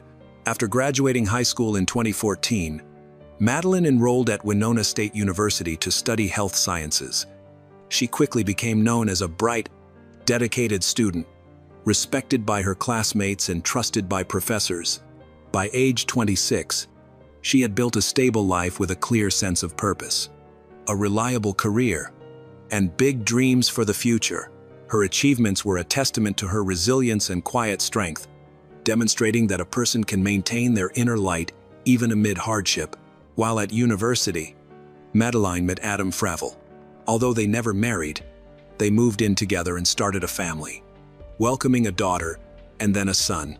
Initially, their relationship appeared strong, with Adam seemingly supportive of Madeline's ambitions. When their daughter was born, he paused his own work and education to help her complete her studies, which many interpreted as a commitment to their partnership. However, after their second child was born, things began to change. Tensions at home rose, causing Adam to lose his job. This meant that Madeline became the sole financial provider, working full-time as a clinical research coordinator at Mayo Clinic, while pursuing a master's degree at the University of Minnesota. She also took on the primary caregiver role for their 5-year-old daughter and 2-year-old son. Despite the increasing pressure, Madeline managed her responsibilities. Although her family noted that Adam was minimally involved in caring for the children, those close to her observed that every household duty, from childcare to daily tasks, fell solely on her. She often expressed feeling overwhelmed and isolated within her relationship. Adam's relatives acknowledged that he lacked initiative in their partnership and was unwilling to share responsibilities equally. As tensions escalated, Adam's behavior took a concerning turn. He became increasingly controlling, monitoring whom Madeline communicated with, asking to see her messages, and displaying jealousy when she interacted with other men.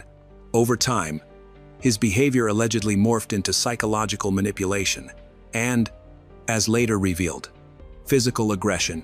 These troubling incidents were kept hidden from public view, only known to Madeline's closest friends and family. Her loved ones remarked that she didn't initially understand the severity of her situation and was still hoping to maintain harmony for the sake of her children. Madeline attempted to negotiate a compromise with Adam, but then he crossed a serious boundary. He reportedly threatened her by referencing the high-profile case of Gabby Petito, allegedly saying that if she didn't start doing what he said, she would end up like Gabby. Friends and family who heard this warning urged Madeline to inform the authorities, but she hesitated. She feared that if Adam were arrested, it could emotionally harm their son and daughter. Despite the danger, she believed it was important for her children to maintain a relationship with him. She worried that police intervention might make the situation worse, so she did not report the threat, prioritizing connection with her children over personal safety. Madeline decided to separate from Adam for good. Just before she disappeared, she informed him that she no longer intended to move closer to his parents as they had planned. She realized it was better for the family to stay in Winona, near daycare, her job, and her support network. At that point, her relationship with Adam was effectively over, even though they still shared the same home. Despite the turmoil, Madeline worked to keep things normal and made future plans. She scheduled a meeting with her sister on the 1st of April to drop off her daughter, which was significant to her, and she intended to follow through. Those close to her later noted that when she was unwell or overwhelmed, Adam never helped. He often isolated himself in another room, ignoring their son's cries and the chaos around the house. He demonstrated a lack of interest in addressing their problems, avoided stable employment, and did not commit to unclear career plans. Adam remained in the home, relied on Madeline's income, and acted as if their situation hadn't changed. His indifference seemed deliberate rather than temporary. This growing emotional disconnect was a major factor in Madeline's decision to leave the relationship. Their situation reached a breaking point during this period of silent tension, as what had once seemed like temporary setbacks turned permanent. As their relationship further deteriorated, Adam's behavior became more controlling. His jealousy extended to constant intrusions into Madeline's personal life, as he insisted on seeing her text messages, particularly those involving other men. This became a regular part of their conversations. Although Madeline tried to avoid confrontation, she felt her personal space constricting. Every message and conversation sparked suspicion. Adam demanded that she reveal her private chats. And when she hesitated, he reacted aggressively. Adam's control extended to her online activities, monitoring who she added on social media, what posts she liked, and whom she talked to in messaging apps. He had previously exhibited physical aggression, including an incident when Madeline was on a video call with a friend while holding their son. He suddenly struck her across the face without warning. Her friend witnessed this live and later reported it to the authorities, noting that she had visible bruises and marks. When asked about her situation, Madeline often expressed fear, saying things like that if she left, he might do something terrible to her. Madeline's parents had similar worries.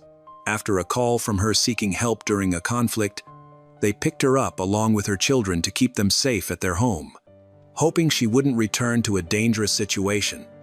However, just 3 days later, Madeline decided to go back. Believing it was important for her children to have stability, they were confused by the situation, and she wanted to maintain their sense of normalcy. The pressure of ensuring her safety and her children's made it challenging for her to make a final decision. Despite the advice of friends and family, she hesitated to act. While the situation worsened, Adam's control over her increased, making Madeline feel as though she was being watched even at home.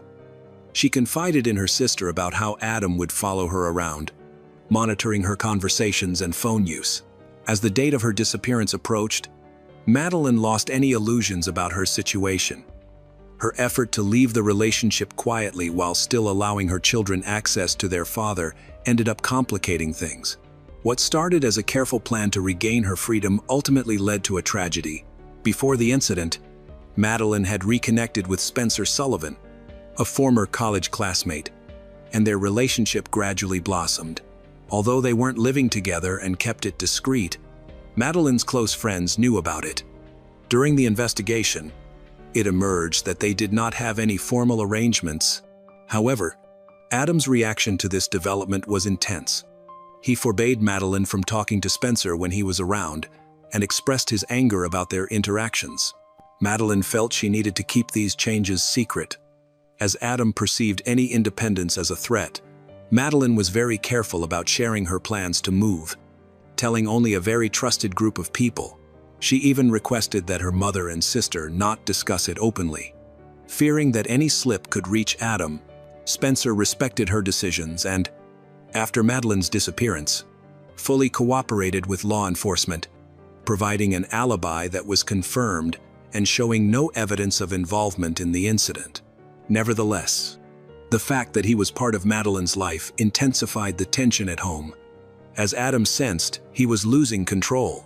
By early spring 2023, Madeline had reached a pivotal moment. She felt ready to leave her past behind and start anew. While her loved ones were not surprised by her decision to leave Adam, she wanted to keep it private until the timing felt right. Her apprehension about Adam's reaction was not unfounded. She didn't trust him. This is why she kept her plans to leave tightly under wraps until the last moment. Her choice to leave quietly was the result of her prolonged internal battle. She was prepared for a fresh start and was on the verge of making it happen. On Friday morning, March 31, 2023, Madeline went about her daily routine. She dropped the children off at daycare with Adam. Surveillance cameras recorded them arriving at around 8 a.m. Taking the children inside and returning home, Adam said Madeline planned to work a little before heading to the office. He claimed he didn't see her again after that. The last confirmed contact from Madeline was a message to her sister Megan at 8:15 a.m. in which she made a lighthearted comment about a photo they had discussed the night before. After that, there was no further communication. No texts. No returned calls. This silence raised immediate concerns for their mother. Krista Hultgren. She attempted to call Madeline multiple times but received no answer. Growing apprehensive, she contacted Megan to see if she had heard from Madeline. Megan confirmed their brief exchange that morning, but mentioned she hadn't heard anything since. She began texting Madeline too, but received no response. In their family, it was unusual for anyone to go quiet without explanation, as Madeline was usually very attentive to her children and committed to staying in touch. Realizing the situation was serious, Megan knew she had to act quickly. Even though she was in another city and couldn't go to Madeline's house, she called Kate, a close friend of Madeline's who lived nearby, and asked her to check on Madeline. Kate agreed and went over. When she arrived, she saw Madeline's minivan parked in the garage, which worried her. Since the car was there but Madeline wasn't responding, it indicated something was wrong. Kate knocked on the door but received no reply. The lights were off inside, and there were no signs of activity. She tried calling Madeline several times, but there was still no response. This led Kate to quickly realize something was wrong. She contacted the Winona Police Department to request a welfare check. Kate explained Madeline's unavailability throughout the day and mentioned the ongoing tension with Adam. Around 8:20 p.m., an officer arrived at Madeline's home. The officer checked the outside, knocked on the door, and peered through the windows. The minivan remained parked, but nobody answered the door. There were no signs of forced entry or disturbances inside. The officer contacted both Madeline's family and Adam. Her partner, Adam, stated he hadn't seen Madeline since that morning and noted she missed picking up the kids from daycare. He picked them up himself and drove them to his parents' house in Mabel, about an hour away. He didn't seem overly worried and hadn't reported her as missing. Despite the circumstances, the police decided not to file a missing persons report immediately. According to local procedures, they needed to wait 24 hours from the last contact before officially opening a case. This decision left Madeline's family feeling frustrated and confused. They emphasized that her behavior was out of character and that something serious might be wrong. But no exceptions to protocol were made. The first night after Madeline went missing was filled with uncertainty for her family. They had no updates or confirmed clues about her whereabouts. Friends and coworkers were also unaware of her location, and her phone was silent. Attempts to call or track her activity were unsuccessful, leading to the unsettling conclusion that she had not simply stepped away, but had vanished without a trace. Once Madeline was officially reported missing, the police began taking statements, quickly focusing on Adam Fravel. According to his account, on the morning of the 31st of March, after dropping off their children at daycare, he and Madeline returned home. He claimed Madeline stayed home for a work meeting while he began packing to move to his parents' house. He said that he planned to transport some boxes to Mabel and some other boxes to the storage room, and he had taken Madeline's minivan, leaving his car for her. He said he left the house, stopped at a gas station, then returned to load more boxes before heading toward Mabel. During the trip, he realized he had packed boxes meant for storage by mistake. So he turned around and headed back to Winona. He claimed he was on the road from about 10:30 a.m. to noon. When he got home, he stated that his car was still in the driveway, but Madeline was missing, which didn't overly concern him since he assumed she had gone to work. Later, he picked up the kids from daycare and went to his parents' house to spend the day. Investigators began reviewing surveillance footage from the neighborhood, and even at this early stage, inconsistencies in Adam's story emerged. A camera from a nearby house recorded him at 9:44 a.m., walking up to Madeline's minivan and removing its license plate. A few minutes later, he put a different plate on it. By 9:55 a.m., he got into the minivan, and at exactly 10 o'clock a.m., it drove out of the driveway. At 10:02 a.m., the van was captured on camera at a nearby gas station. After that, it was seen at various points along Highway 43 heading south toward Mabel. However, Contrary to Adam's claims, no cameras in Mabel recorded the van's arrival. Following a long period with no surveillance sightings, the van reappeared in footage around 1:28 p.m., back in Winona. Returning to the driveway, the gap between 11:59 a.m. and 1:28 p.m. was unexplained, with no cameras capturing the van or Adam during that time. This raised significant concerns that the vehicle had been in a remote location where it could have been concealed. When investigators questioned Adam again, he struggled to explain why he swapped the license plates, why his travel route didn't match the camera footage, or why his phone's GPS didn't show any record of the trip. It was later revealed that the day before Madeline disappeared, Adam had turned off location tracking on all his accounts, including several Gmail addresses, and deactivated the home's security camera system. Even more suspiciously, the surveillance system at his parents' house, where he later took the kids, had been completely wiped. During the search of the house, investigators found that parts of the security system were physically removed, and the memory cards were missing.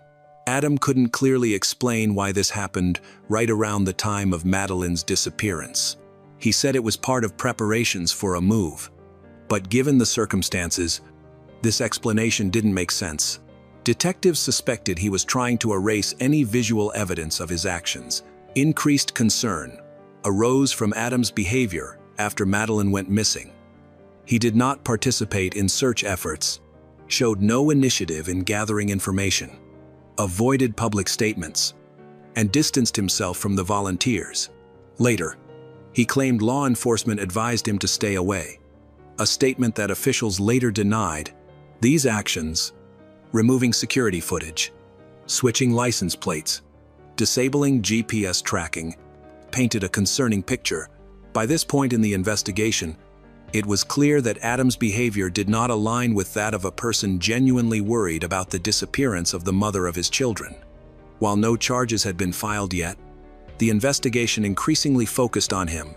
On the 1st of April, 2023, police conducted a second search of the home Adam shared with Madeline. Her belongings were still there, indicative of her not leaving voluntarily. Her coffee cup and plate remained on the kitchen counter. Her jacket, the same one seen in daycare cameras that morning, hung in the hallway. Her phone and purse were still in their usual places. These details indicated that Madeline had not left the house on her own.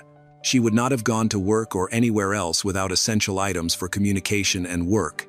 Staff at the Mayo Clinic, where she was expected to work that day, confirmed she did not show up. Investigators also focused on the garage, discovering that Adam had once again changed the license plates on the minivan the evening before. By the time police arrived, he had reinstalled the original plates. Though surveillance cameras had recorded the earlier switch, this indicated a deliberate effort to conceal movements or delay identification. While the search showed no visible signs of a struggle or blood, forensic teams noted signs of a potential cleanup. In the outside trash bin, they found partially burned fragments of plastic and electronic components. Later analysis suggested these could be remnants of a laptop. Another troubling discovery was a mattress in one of the bedrooms. It had no sheets and displayed stains that were sent for testing. Investigators later searched Adam's parents' home, where they found several discarded electronic devices and remnants of what seemed to be a fire pit. Forensic specialists believed that a laptop casing might have been destroyed in the fire. Nearby was Adam's truck, and in the bed, there was a garden shovel. A neighbor with outdoor cameras provided footage to the police. After Madeline's disappearance, Adam was seen driving that same truck, with the shovel visible in the back. Cadaver detection dogs, trained to recognize human scent, were brought in. Both the shovel and the truck bed triggered alerts from the dogs. Adam's family claimed that his father had used the shovel to bury a deceased animal on the property a few days earlier. However, experts noted that the dogs could differentiate between human and animal scents, and their alerts suggested the presence of human biological traces. Adam was called in for more questioning, and investigators noticed fresh scratches on his face and neck. He explained they were caused by animals or workout equipment, But this did not convince the detectives. A medical evaluation indicated that the scratches looked more like defensive wounds from a physical fight rather than accidents. Each new piece of evidence fueled suspicions against Adam. His behavior didn't align with that of someone genuinely worried about a loved one. He had not reported Madeleine missing, did not participate in search efforts, and showed little interest in addressing the evidence against him. Madeleine's belongings that were left behind, deleted digital records, attempts to destroy electronic devices, possible cleanup efforts, and suspicious behavior all pointed to a troubling conclusion. The house, which seemed calm and normal from the outside, became the focus of the investigation, revealing more than any words could. On June 7, 2023, the case took a significant turn when a woman's body was found in an old well in a wooded area of rural Houston County. This discovery came from a targeted search effort, which included analyzing the routes Adam took on the day Madeleine disappeared. The body was wrapped in a plain white bedsheet and tightly secured with layers of tape. Investigators also discovered pieces of a gray towel and a fabric pillow cover, which were bundled to reduce odor and delay detection. The well's location was carefully selected. However, it was abandoned, difficult to access, and not directly linked to the Adam family, though it was later confirmed that the land had connections to them. After identifying the body through DNA and distinct features, Adam Fravel was arrested without resistance. He faced charges of second-degree intentional homicide with aggravating factors of premeditation and extreme cruelty. Prosecutors presented evidence collected over more than 2 months. Detectives found that the bedsheet in the well matched the linens from the couple's shared bedroom, while the towel and pillowcase matched a set in a hallway closet. Partial fingerprints on the tape matched Adam's. Additionally, microscopic fibers on the fabric matched particles from Madeleine's minivan. Investigators suggested the crime was motivated by a need for control. Adam felt he was losing Madeleine as she planned to move out and start a new relationship, disrupting the life he was accustomed to. Financial motives also played a role, as Madeleine had a life insurance policy that would benefit Adam in the event of her death.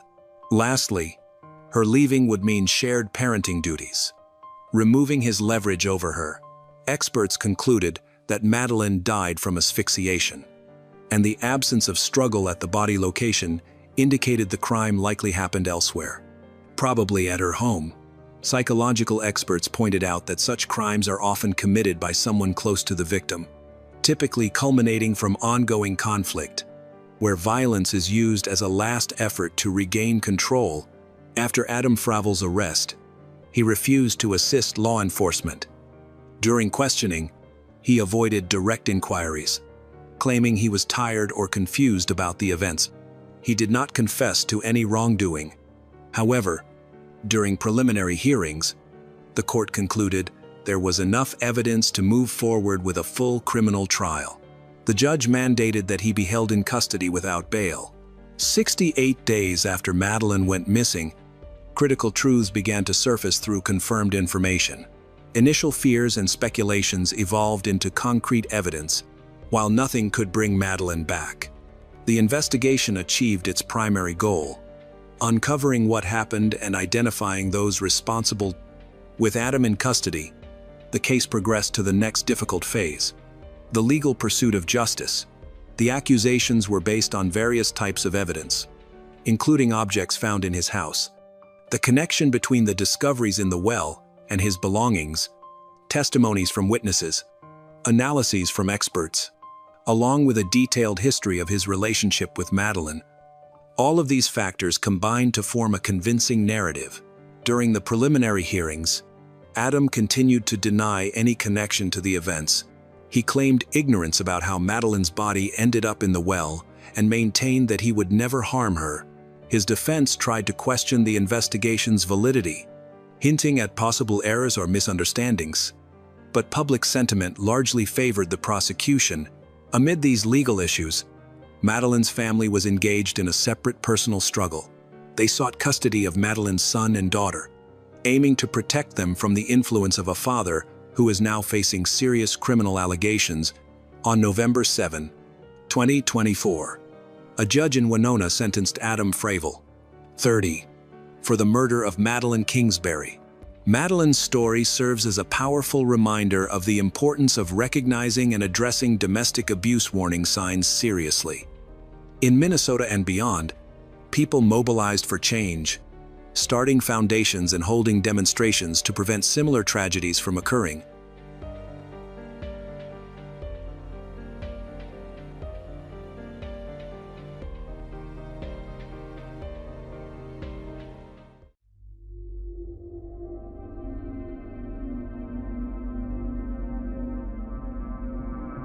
Today, we present a truly shocking and devastating case, one that will evoke feelings of outrage and leave you unable to look away.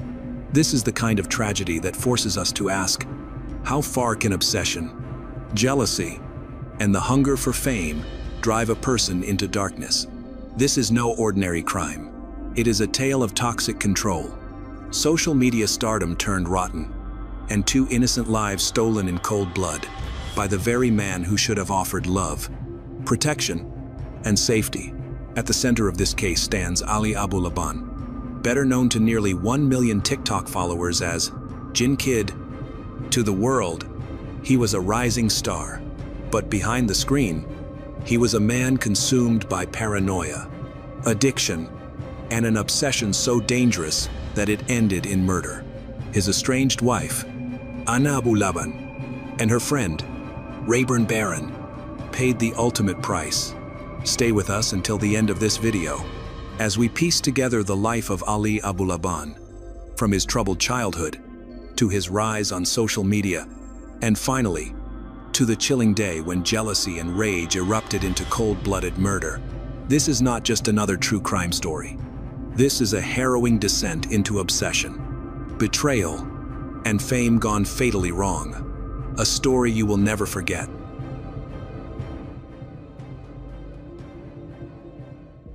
Ali Abulaban was born in 1992 on Staten Island to a Middle Eastern family and grew up in an abusive household. He has shared that his father was both physically and emotionally abusive, using extension cords to beat him and frequently telling him that he was a disappointment.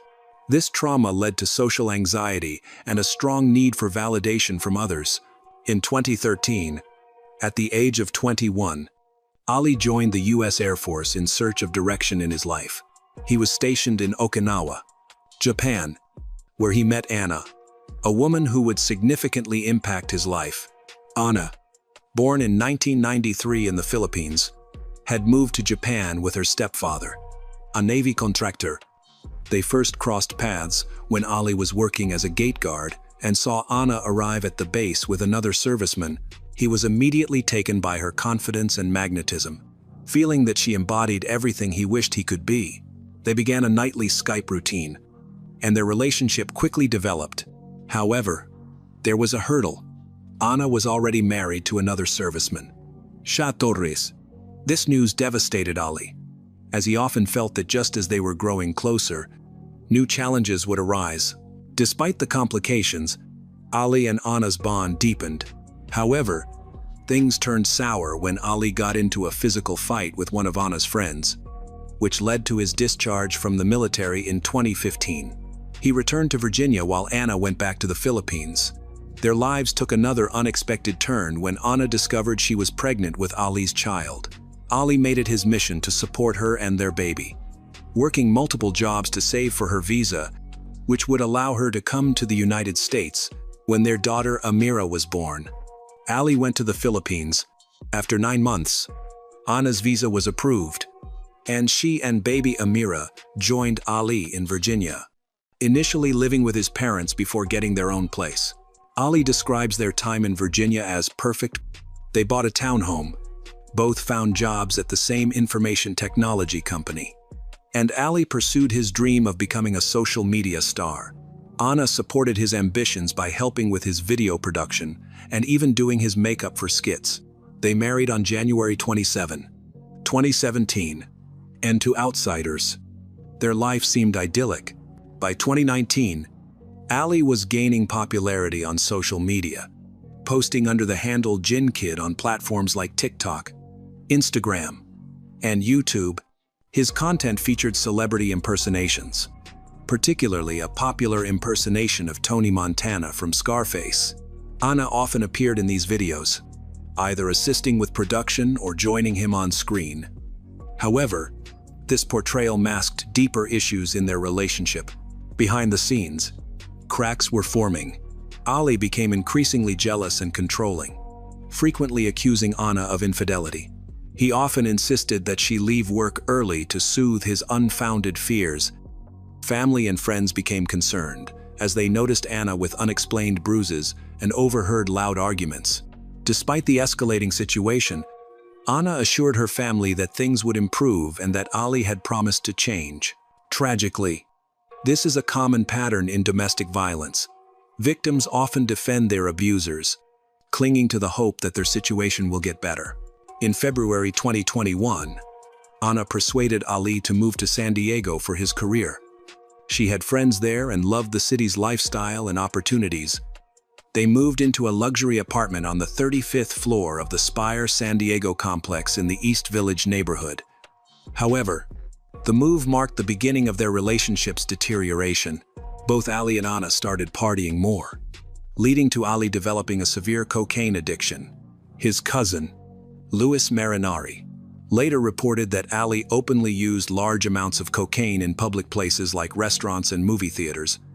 This cocaine abuse caused Ali to become paranoid and increasingly controlling, especially toward Anna and their friend, Rayburn Cardenas Barron, a 29-year-old man who had complimented Anna on her beauty. These compliments fueled Ali's jealousy, which gradually became a dangerous obsession. As Ali's behavior became increasingly erratic and abusive, Anna began to build her independence in San Diego. She made new friends, grew her social media presence, and envisioned a life beyond her toxic marriage, further aggravating Ali's jealousy and desire for control. Disturbingly, Ali began live streaming their arguments on social media, verbally abusing Anna in front of thousands of viewers. These broadcasts turned their private disputes into public spectacles of Ali's mistreatment. Anna frequently called the police, but the lack of visible injuries often prevented officers from intervening. Everything changed in early October 2021, when Anna learned from another woman that Ali had been unfaithful. This revelation shattered Anna's remaining trust in their marriage. For years, Ali had accused her of cheating and monitored her closely, but she eventually discovered that he was the one who was unfaithful. In a moment of frustration, Anna posted a TikTok video revealing Ali's infidelity. The video damaged Ali's carefully crafted online image, and it made him very angry. He demanded she remove it, which she eventually did, but not before it had already been seen by many. Ali blamed Anna for the damage to his reputation. By October 6, 2021, Anna had reached her breaking point. She moved out of their apartment and stayed with a friend, taking their 5-year-old daughter, Amira, with her. She was ready to escape the abuse and start anew. Unwilling to let go, Ali called her, offering to let her stay in the apartment while he would be at a hotel. This seemed like a reasonable compromise. Anna thought she could have the space she needed while they figured out their separation. However, Ali had secretly made a copy of their apartment key. His offer was not genuine but part of a sinister plan. On the morning of October 21, 2021, Anna dropped Amira off at school and returned to the apartment to settle back in, unaware that Ali had already entered using his copied key around 9:00 a.m. Security footage shows Ali arriving with luggage and spending time in the apartment. He vandalized the space by throwing a pumpkin and flowers on the floor. Most alarmingly, he installed a listening app on Amira's iPad, plugged it in, and concealed it behind the bed in the master bedroom. This was not a spontaneous act of anger, but a calculated attempt to monitor and spy on Anna, eavesdropping on everything that was going on in the apartment in real time. When Anna returned at around 11:00 a.m. and saw the messy state of the apartment, she felt shocked and upset. She called her friend Julia to let her know that she planned to clean everything up before Amira came home. Anna also said she intended to get a restraining order against Ali. Realizing she would need help, Anna reached out to her friend Rayburn, who agreed to come over and assist. At the same time, she asked Julia to pick up Amira from school so she could focus on cleaning. Meanwhile, Ali is at the hotel, eavesdropping through an app he installed on Amira's iPad. When he heard Rayburn's voice in the apartment, his paranoia and jealousy peaked, confirming his suspicions about Anna and Rayburn. What happened next shows Ali's premeditated intentions. Instead of rushing over in a blind rage, he used cocaine, later admitting it was the most he had ever taken. He armed himself with a loaded gun. Ali then drove to the Spire apartment complex. Security footage from the building and a neighbor's camera recorded his arrival around 2:50 p.m. The video shows him taking the elevator to the 35th floor. Once the elevator doors opened, he sprinted down the hallway toward the apartment. This was not someone there to talk. He was intent on a deadly confrontation, using a copied key. He entered the apartment and found exactly what he expected. Anna and Rayburn were sitting on the couch with cleaning supplies nearby, trying to address the mess he had created earlier. Audio recordings and witness statements indicate that the next sequence of events was quick and brutal. Within seconds of entering, Ali opened fire.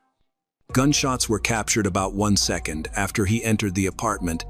With no conversation or argument beforehand, Rayburn was shot 3 times in the head and neck at close range. And then Ali turned the gun on Anna, shooting her in the head. Both were killed execution style while sitting defenseless. The situation worsened during his trial, where Ali detailed how calculated his actions were, mentioning that his gun jammed or needed reloading between shots. Instead of stopping, he continued the attack, showing that this was not a crime of passion but cold-blooded murder. After killing Anna and Rayburn, Ali calmly left the building. Security footage recorded him exiting without any visible distress. His first call was not to report the crime, but to his mother, confessing that he had shot and killed Anna. The recorded call, later played in court, was brief and devoid of remorse. He then picked up his daughter Amira from school, informed Julia, who was assigned to pick Amira up, that plans had changed, and took Amira away just minutes after killing Anna. Around this time, neighbors heard the gunfire and called 911. When police responded, they found Anna and Rayburn's bodies on the couch, both dead from multiple gunshot wounds. It was a tragic scene of 2 young people who had been helping tidy up, now victims of Ali's jealousy and rage. Meanwhile, Ali was driving on Interstate 15 with Amira when police spotted him and pulled him over. They discovered a loaded gun with 9mm ammunition in the vehicle, the same type of bullets used to kill Anna and Rayburn. Ali was caught on the spot while Amira was safely taken out of the car and was protected. The investigation moved quickly, with compelling evidence against him. Security footage clearly showed Ali entering and leaving the building, and audio recordings captured both the murders and his confession to his mother.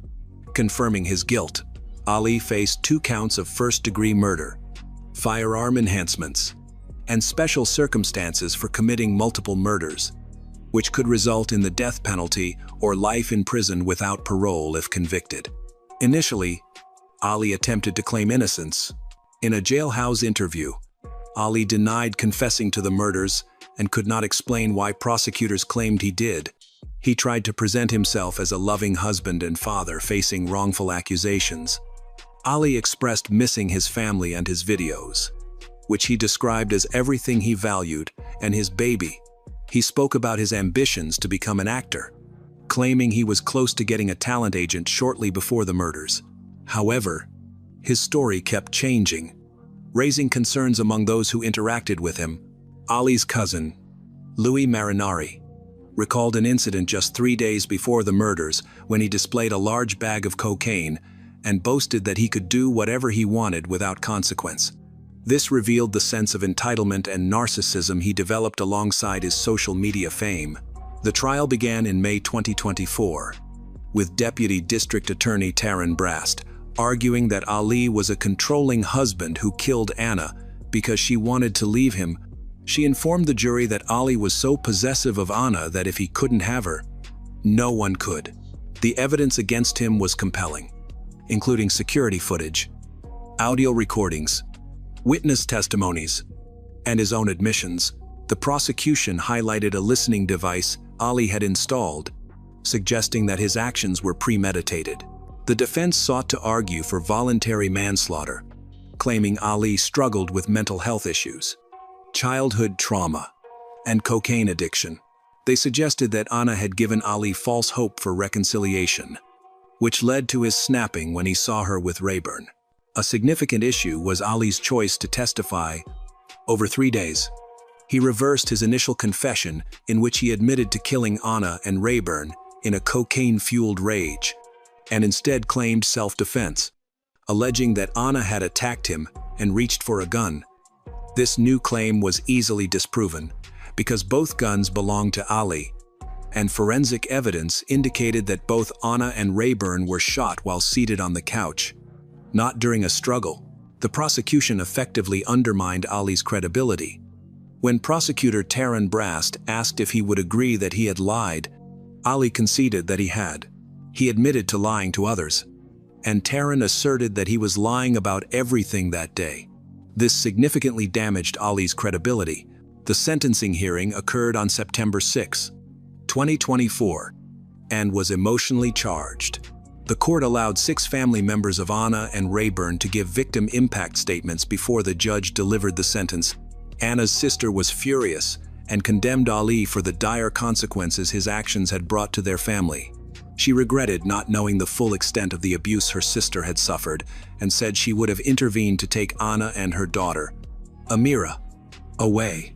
She pointed out that Ali had promised their mother to care for them and noted that her sister wouldn't have cheated if he hadn't cheated first. Rayburn's family also spoke, remembering him as a caring person who was always willing to help others.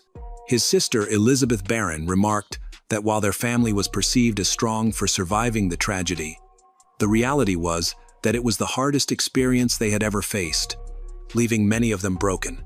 Before the judge announced the sentence, Ali was allowed to address the court. He offered a statement that seemed like an apology, but he continued to justify his actions as a result of psychosis induced by banned substances. He expressed sorrow for the pain he caused Anna and Rayburn's families, but he also expressed concern that he spent more time on the stand than the jury did deliberating his fate. He lamented that they reached a verdict, despite strong evidence, indicating that this was a crime of passion. In his so-called apology, Ali attempted to downplay his actions and challenge the justice system that held him accountable. Judge Jeffrey Fraser rejected Ali's defense, clearly expressing his view that Ali was selfish, a sentiment the jury likely shared. While acknowledging Ali's talent as an actor, the judge remarked that in the Scarface videos, Ali appeared to embody a ruthless persona during his crimes, demonstrating no remorse. He suggested that any tears Ali shed in court were for himself, not for the victims, Rayburn and Anna. The judge expressed skepticism about Ali's sincerity in his apology, noting that he seemed only remorseful about the consequences of being sentenced to spend the rest of his life in prison.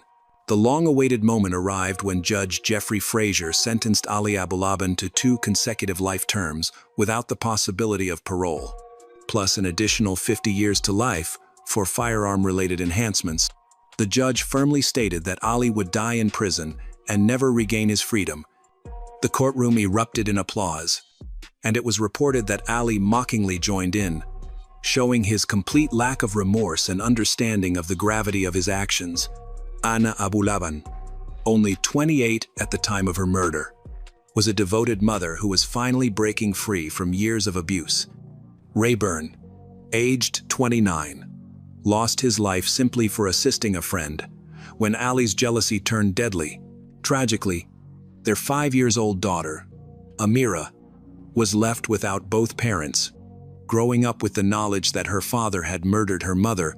This case underscores the urgent warning signs of domestic violence, including extreme jealousy, controlling behavior, physical abuse, and the perilous overlap between domestic violence and social media fame. Ali used his platform to showcase his abusive behavior to thousands of followers, transforming violence into content. While his online success fueled his narcissism and sense of invincibility, though justice has been served with Ali's life sentence, it is important to note that Anna had called the police multiple times and attempted to leave her abuser, but the support systems in place failed her. The most dangerous time for victims of domestic violence is when they try to escape, and Ali's reaction was clear: if he couldn't have Anna, then no one could. It is a tragedy that Anna and Rayburn are no longer alive today, as their lives were cut short by Ali Abulaban's jealousy and need for control.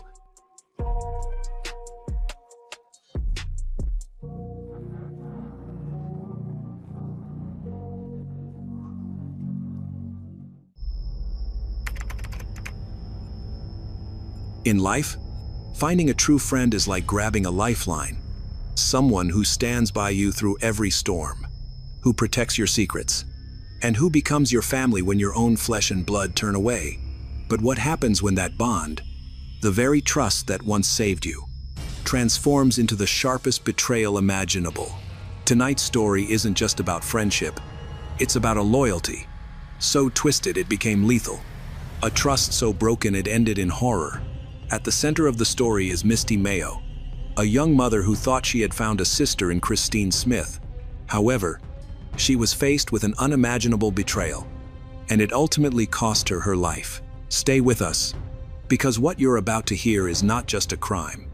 It's a chilling reminder that sometimes the person you trust the most can be the one who destroys you. Springtown, Texas, is a small town known for its peaceful lifestyle, and it is where Christine Smith grew up as the middle child in a family of 5. Her childhood was carefree until tragedy struck when her father died when she was just 10 years old. This loss deeply affected Christine, especially since she had always been close to her father. After some time, her mother started dating another man, and they quickly got married. She struggled to accept her stepfather, feeling that he could never replace her dad. As she entered her teenage years, her relationship with her mother also became strained. By the age of 14, she was acting out, feeling increasingly isolated and unsupported. She craved understanding and connection. Misty Mayo grew up in Fort Worth, Texas, not far from Springtown. As a child, she liked the city. Unaware of its dangers, her protective family kept a close watch on her. But crime was prevalent in Fort Worth, influencing some of her siblings' lives. This challenging environment has shaped her strong and fearless personality. She was known for speaking her mind, often appearing rude to strangers but being genuine and brave. While Christine came from a large family, Misty's was even bigger, with 7 children in total.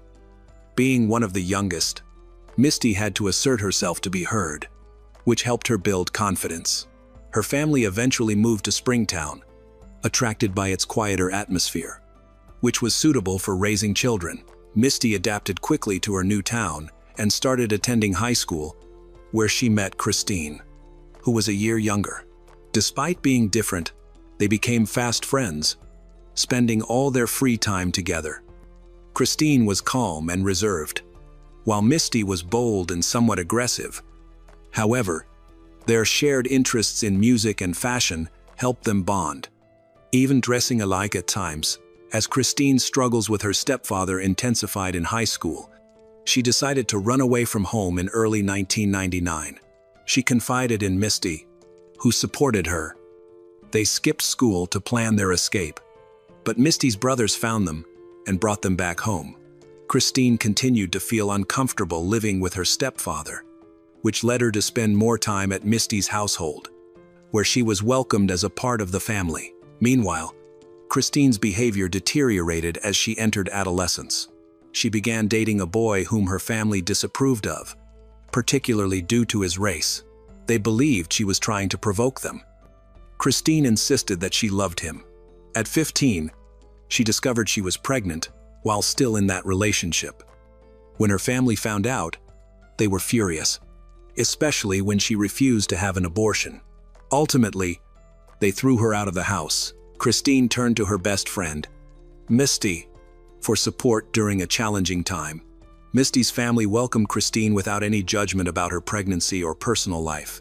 Misty stood by her throughout. But unfortunately, she experienced a miscarriage. In the year that followed, Misty discovered she was pregnant while in a relationship with a local guy named Stephen Gullns, who was notorious among friends for his disturbing nickname, the Psychopath. This title wasn't unfounded. He had a troubled background, including substance addiction and involvement in criminal activities. Despite the family's concerns that Stephen wouldn't be a good father, Misty loved him, and they respected her independence. By spring 2000, Misty was ready to have her baby just after her 18th birthday. She named her son Dante, and Christine was there for her throughout the hospital stay. Right after Misty was discharged, she faced a challenge because Stephen, Dante's biological father, lived in Fort Worth and had no intention of moving. Misty felt it was important for Dante to be close to his father, so she decided to move back to the city. Her family supported her decision, although they did not want her to return to her old environment. Determined, Misty moved to Fort Worth with her baby to be with Stephen, believing she would be safe with him. Despite his drug addiction, Stephen made an effort to shield Misty and their baby from harmful influences, genuinely concerned about their well-being. While he was connected to gangs, Misty was focused solely on motherhood and was trying to find a job despite her incomplete education. Misty was not surprised when Christine wanted to move to Fort Worth with her. Christine was willing to drop out of school to find a job to help support her family. Misty, feeling lost without her best friend in Springtown, agreed, and they decided to live together with Dante. After moving in, Misty quickly found a job, which made her life easier. Stephen was inconsistent in his presence, sometimes staying with them when he had nowhere else to go. Christine and Misty enjoyed their time together, with Christine helping care for Dante, reducing the need for a babysitter. Their friendship deepened, resembling that of sisters. As time passed, they settled into their new life in Fort Worth and made many friends. Christine hoped to find a nice guy and start a family like Misty did. In April 2000, she began dating a man named Robert Ramon Fuller. On December 5, 2000, Robert and his friend Jamian Demon Nickerson came over to spend time with Christine, bringing along a girl named Edwana Barrow Williams. Though Misty was fine with their gathering, she chose to step away and spend time in another room with her boyfriend and son. Jamian and Robert visited to drink and chat, but were secretly planning to rob the nearby tire shop. Christine agreed to join them, but only as a lookout for police or passers-by. She wouldn't participate in the theft itself. While Jamian and Robert smashed the shop's display case and entered, Christine and Edwana stayed in the alley, keeping watch from a distance. Within minutes, Jamian and Robert stole computers, discs, and tires from the shop. They needed to hide the stolen items before selling them, so they returned to the apartment together. Meanwhile, Misty is sleeping in another room with Stephen and her son, completely unaware of the robbery taking place just outside. Once back at the apartment, the group excitedly stored their stolen loot and threw a loud party to celebrate. Misty woke up to find unfamiliar items piled up in the living room. When she learned where they came from, she became furious and demanded that the stolen goods be removed.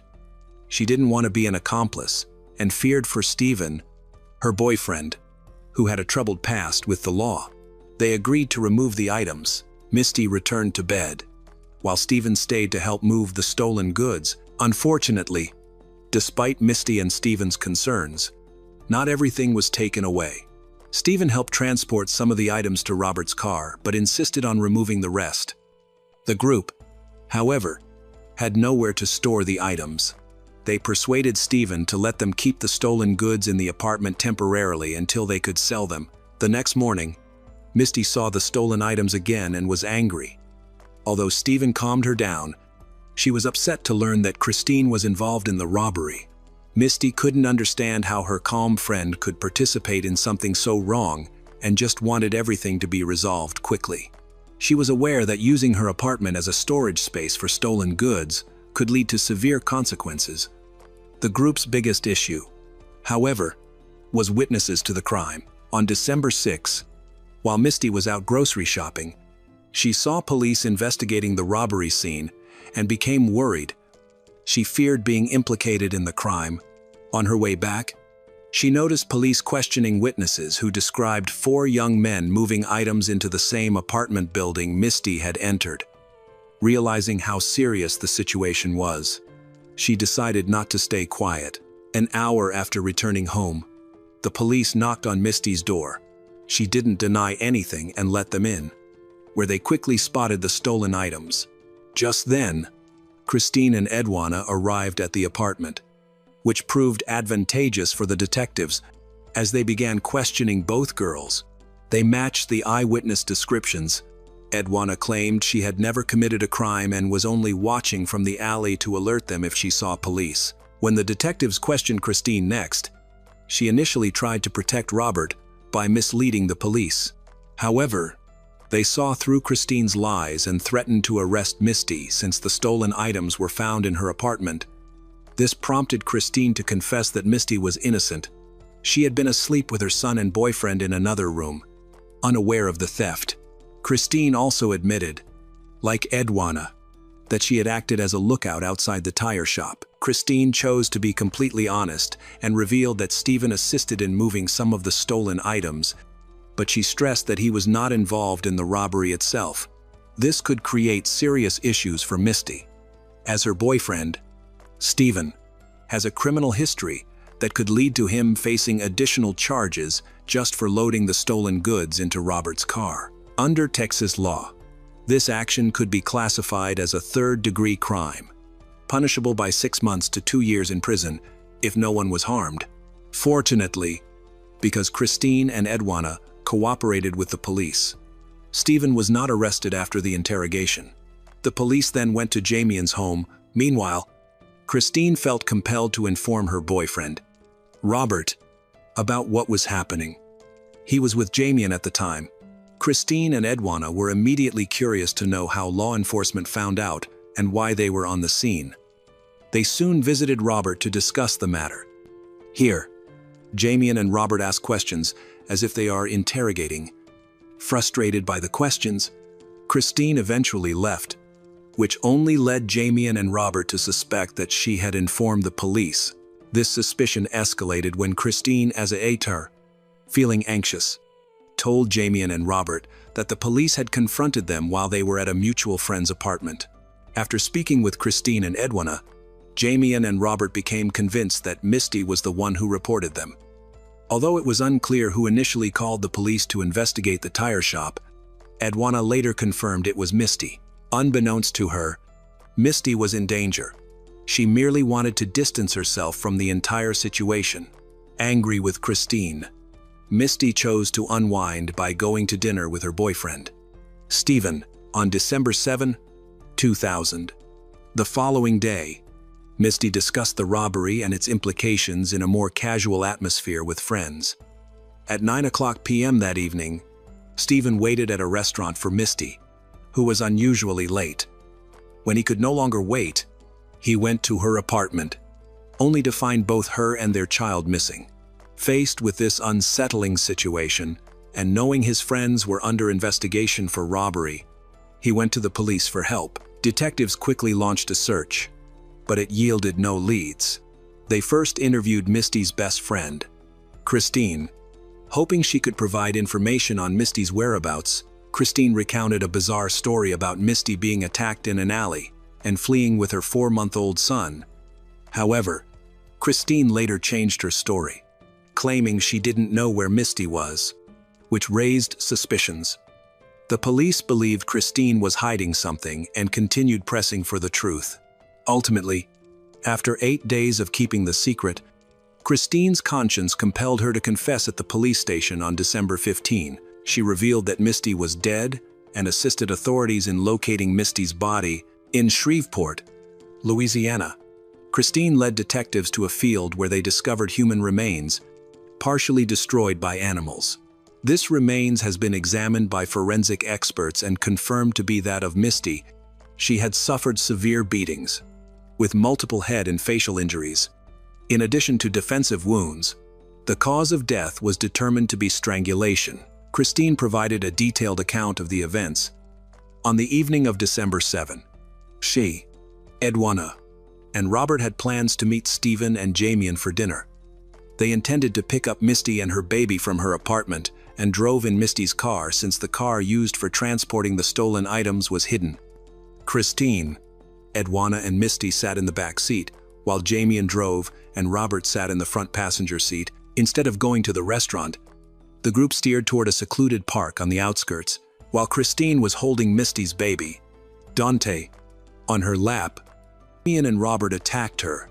They physically assaulted her with a knife and a baton. Robert claimed he wanted to teach Misty a lesson and pressured Christine to join in the attack.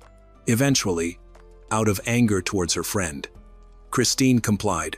During questioning later on, she admitted her actions stemmed from her frustrations with Misty. Christine was worried that their revenge would lead to everyone being arrested. She didn't believe anyone would actually kill Misty and was uncertain about how the situation would end. At one point, Misty asked Christine if they were going to kill her, to which Robert cruelly replied, "Yes." Despite Misty's pleas for Christine to stop the assault and not harm Dante, Christine remained silent. Misty fought back fiercely, trying to escape the car. In response, the attackers used duct tape to bind her, but during the struggle, she tore the tape off and screamed for help. They attempted to silence her again, but she continued to resist until they hit her so hard that she lost consciousness. When Misty was incapacitated, they used tape to bind her mouth and nose. Fearing the worst, Christine, still holding Dante, checked if Misty was breathing and panicked when she didn't feel any air. Realizing Misty was dying, the attackers drove to a remote field in Shreveport, Louisiana, where they buried her body, stripped her of her clothes, and covered her with machine oil to prevent identification. Meanwhile, Dante was unharmed. He was simply left in a van outside a Dallas restaurant, where Child Protective Services later rescued him and placed him in foster care. After the incident, the group went to a diner to eat and chat, acting as if nothing had happened. Meanwhile, Stephen, Misty's boyfriend, I was waiting for her at the restaurant. When she didn't arrive, he informed her family, and together they began searching for her before contacting the police. During this time, Christine exhibited unusual behavior but continued making up stories out of fear for her own safety. During her interrogation, Christine provided details about the crime, the motives, and the identities of the other conspirators. She admitted her role in the conspiracy, hoping for some recognition for ensuring Dante's safety at Misty's request, but instead felt overwhelming guilt for not helping Misty, who had always supported her. After the trial, Christine was sentenced to life in prison. She expressed remorse and sought forgiveness from Misty's family during the trial, but her efforts were met with rejection. She was viewed as a traitor. Misty had helped her through difficult times, yet she did not attempt to save Misty when it mattered. All the co-conspirators were arrested, and subsequent trials resulted in life sentences for Jamian Demon Nickerson and Robert Ramon Fuller, while Edwana Barrow Williams received a lesser sentence of 30 years for unclear reasons. Since her imprisonment, Christine has filed several appeals for parole, all of which have been denied. Nevertheless, she continues to seek a lighter sentence and has spoken to journalists about her remorse, claiming she would do anything to reverse the events. In one interview, she mentioned that Misty visited her in a dream and expressed forgiveness for her.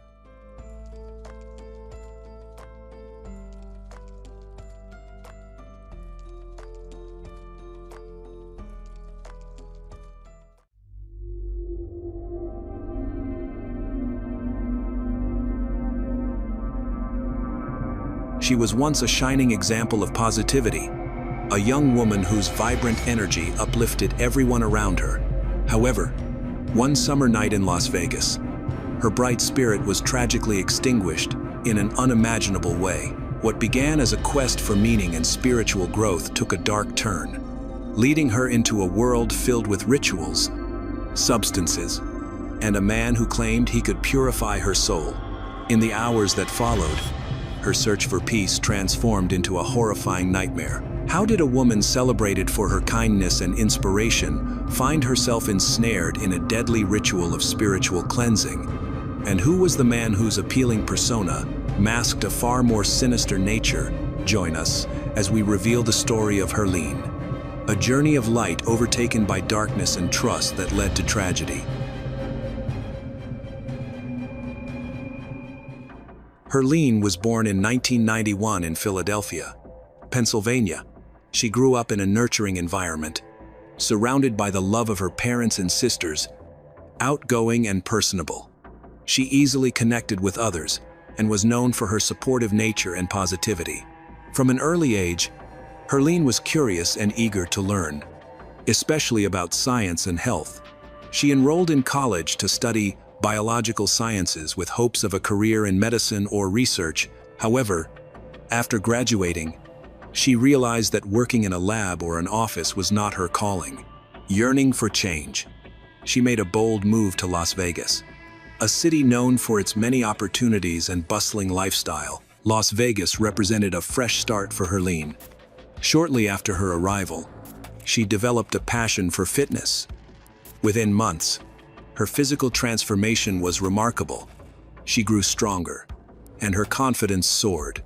This enthusiasm led her to become a certified personal trainer, motivated to help others achieve their goals. Her career flourished as clients valued her encouragement and authentic commitment. She didn't just create workout plans, she inspired people, helping them overcome insecurities and becoming a trusted companion in their fitness journeys. Her colleagues admired her positive energy and ability to connect with those around her. Yet, despite her success, she was struggling internally.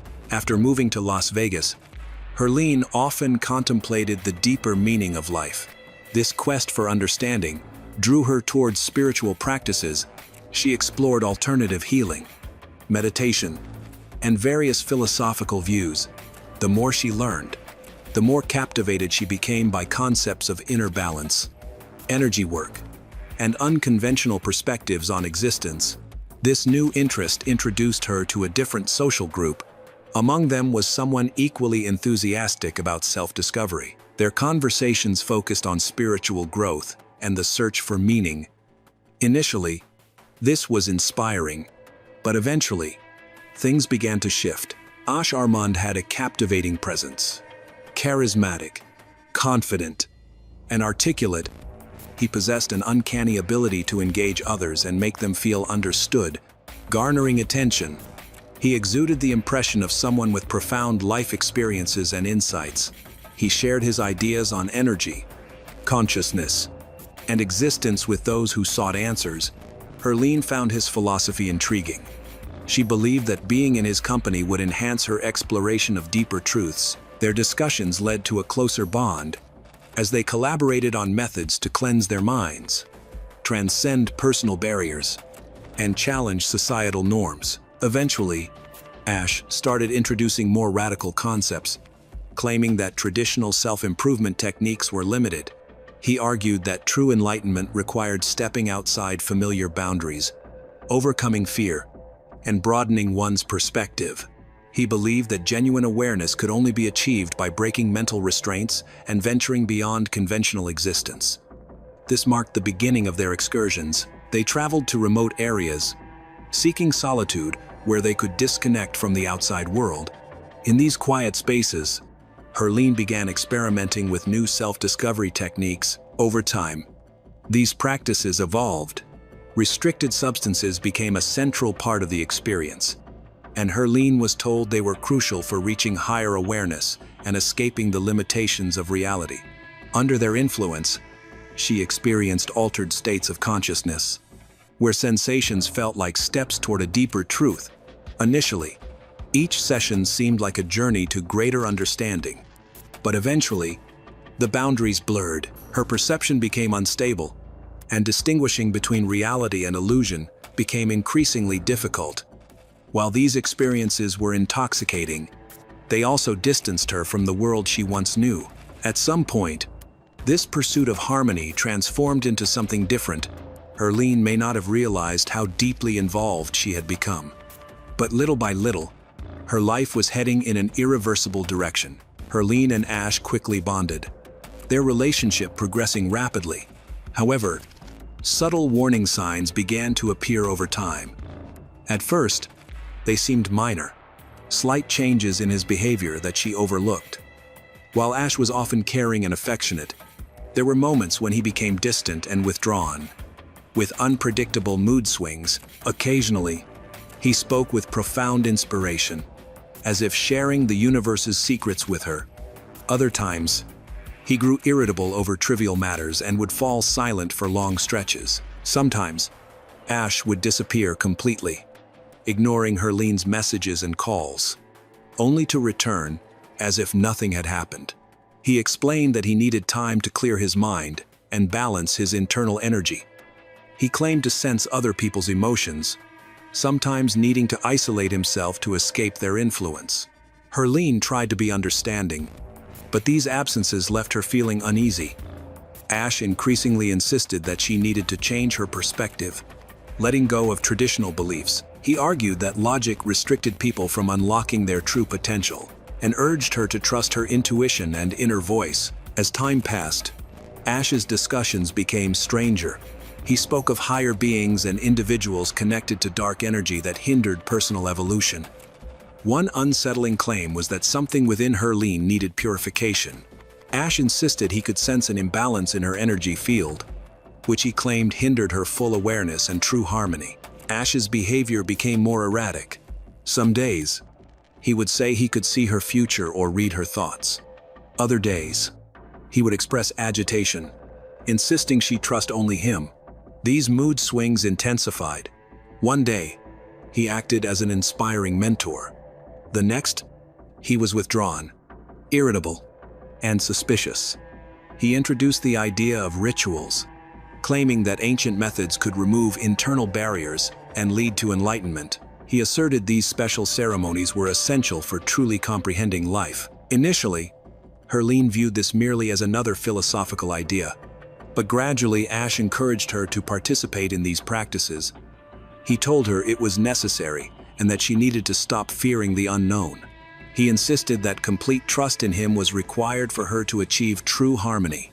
Initially unaware of the danger, she perceived his beliefs as merely personal quirks.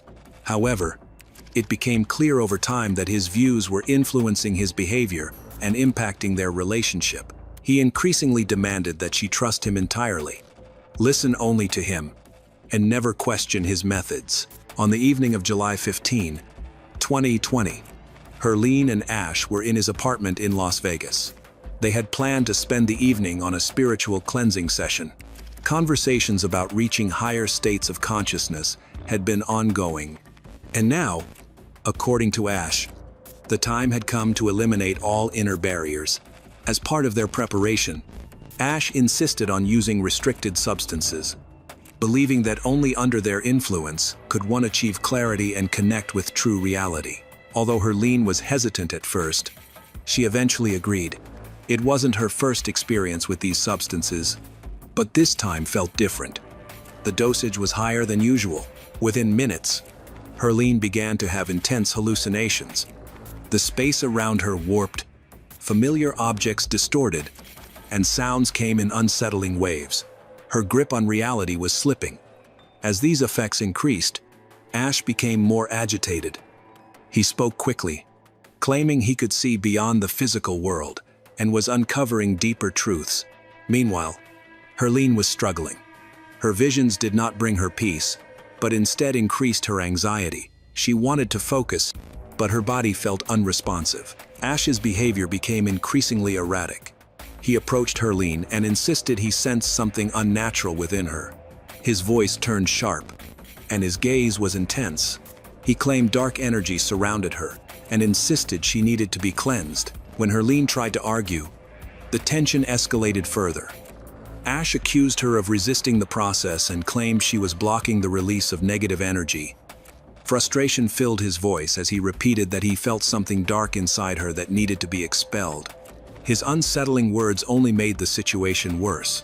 Despite Herlene's attempts to calm him, he could not process her responses, consumed as he was by the substances. He became fixated on the idea that immediate action was needed. Suddenly, Ash grabbed Herlene's wrists. With a forceful shove, he pushed her hard to the floor. But the aggression didn't stop there. He picked up a heavy glass candle holder and struck her several times. Her head slumped, and her body convulsed. But Ash continued his assault. He used a knife and other objects, inflicting deep wounds. The violence only ceased when Herlene stopped breathing, and a chilling silence enveloped the apartment. As the effects of the substances began to fade, Ash slowly realized the magnitude of what he had done. Blood stained the floor, his clothes, and his hands. For hours, he struggled to comprehend his actions, repeatedly approaching Herlene's lifeless body, as if hoping there was a way to undo the horror. But nothing remained to fix. On the morning of the 16th of July, 2020, emergency services received a call. The caller, Ash Armand, sounded tense, but not fully panicked. He informed the dispatcher that his partner was dead, claiming it was an accident and that he had tried to help her. Though it was too late, officers arrived a few minutes later, and Ash met them at the door. His body was covered in dried blood, and while he looked exhausted, he did not display the usual signs of shock or distress typically seen in someone who has just experienced a tragedy. Once inside, the officers found a chaotic scene. Herlene's body lay motionless in the center of the room. Her skin had gone pale, and there were dark bruises on her face and neck. Her hands showed scratches and were stained with dried blood, suggesting a violent struggle had occurred. In contrast, the bathroom was suspiciously clean, with only faint streaks of blood visible on the tiles. While most surfaces appeared to have been scrubbed, officers discovered clothes stained with blood in the washing machine. Additionally, Ash's clothing seemed freshly laundered, which raised suspicions. Near the bed, 2 unlit candles were found, and investigators noted traces of melted wax on Herlene's body.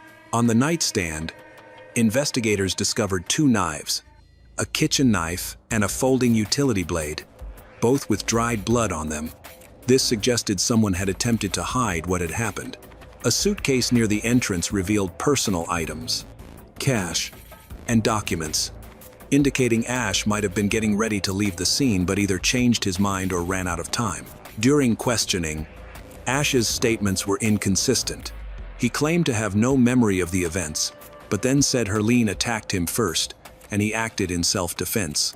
However, he had no visible injuries or signs of a struggle to support his claims. Ash's demeanor during the investigation was notable. He showed no emotions, didn't ask for help, and appeared unaffected by the situation. Forensic experts examined the scene further and found bottles of alcohol in the refrigerator. They also discovered a powdery substance on the table, which was confirmed to be an illegal banned substance. It became evident that someone had attempted to cover up evidence, but their efforts were careless. The evidence suggested that the crime may have occurred while someone was under the influence of a banned substance. As investigators gathered more information, Ash was placed in the back of a patrol car. He didn't resist or argue, and only remarked that he didn't want it to end that way. Although the investigation was just beginning, authorities had strong doubts about his self-defense claim. After Ash's arrest, detectives turned their attention to his background. They aimed to uncover what led him to this moment rather than debating his guilt. They quickly learned significant details about his past. Ash's real name was Akshaya Kubiak. Born in 1981 in India, he spent his formative years in Japan and the United States. His parents exposed him to spiritual practices, alternative medicine, and meditation early on. As a teenager, he became interested in Eastern philosophy, esoteric teachings, and pursued massage therapy and energy healing. A major turning point in Ash's life occurred in 2011. Garen James, owner of a high-end escort agency, noticed Ash's striking looks and recruited him, leading him to Las Vegas. There, he immersed himself in a lifestyle filled with wealthy clients and fast money. In 2012, he gained fame by appearing on the reality show Gigolos, which brought him financial success. However, This fame came with its own pressures. The need to remain in the spotlight, coupled with rivalry in the industry, led Ash to seek ways to uphold his image as a desirable man. He began using steroids to improve his physique, eventually progressing to stronger substances, resulting in a dependence on both the drugs and external validation. His aggressive behavior escalated, leading to several altercations in Las Vegas clubs and a driving under the influence arrest. After Gigolos ended in 2016, Ash's popularity waned. His income shrank as attempts to stay relevant in the entertainment industry failed. By 2020, after spending his earnings on a lavish lifestyle of cars and parties, he found himself in a tough situation. No longer a beloved public figure, he was living in a rented apartment, making money through occasional meetings with fans who paid for his company. By the time he met Herlene, his life was already in turmoil. Searching for meaning, he became drawn to spiritual practices and mysticism, convinced he could reshape reality. However, influenced by banned substances, these beliefs morphed into an obsession. Ash's relationship with Herlene became a way for him to regain power. He viewed her not just as a partner, but someone he could control. Over time, his confidence developed into a belief that he held sway over her thoughts and destiny. On the night of the incident, Ash's mind, damaged by years of substance abuse and delusion, finally broke. Investigators gradually pieced together his story, revealing that this crime was not a random act. It was the result of a long, troubling path he had been on for years. The trial started in 2021, with prosecutors charging Ash with first-degree intentional harm. They argued that Herlene had suffered a brutal attack and that Ash's self-defense claim was inconsistent with the evidence. The defense contended that Ash was temporarily mentally unstable, asserting that substance use and emotional distress had caused him to lose control. Ash maintained that he loved Herlene and would never intentionally hurt her. Public opinion was split. Some condemned the brutality of the crime and called for the maximum sentence, while others, including fans of the show Gigolos, supported Ash, viewing him as a victim of circumstances. Many of these supporters shared messages online and formed groups to raise funds for his legal defense. In contrast, Herlene's family tirelessly sought justice. Her parents and sisters spoke in interviews, describing her as kind and vibrant, and emphasized that nothing could lessen Ash's responsibility for his actions. In December 2021, the court found Ash Armand guilty and sentenced him to 20 years in prison. He could apply for parole after serving 8 years. Herlene's family was disappointed by the ruling, believing the punishment was too lenient given the crime's severity. However, the court considered the defense's arguments about Ash's mental state at the time of the incident, which influenced the outcome. Under the sentence, Ash will remain in prison until 2041, with the possibility of early release in 2029, though it is uncertain whether he will receive parole. There are still unresolved questions about the case. What was happening in Ash's mind that night? Was it solely due to substances? Or did he have intent? Why did he try to hide what happened before calling the police? Does he truly understand the extent of his guilt? Although the investigation is complete and the sentence has been passed, discussions about the case continue. Even years later, it remains a controversial topic, with opinions divided between those who view him as a criminal and those who see him as struggling with his own demons.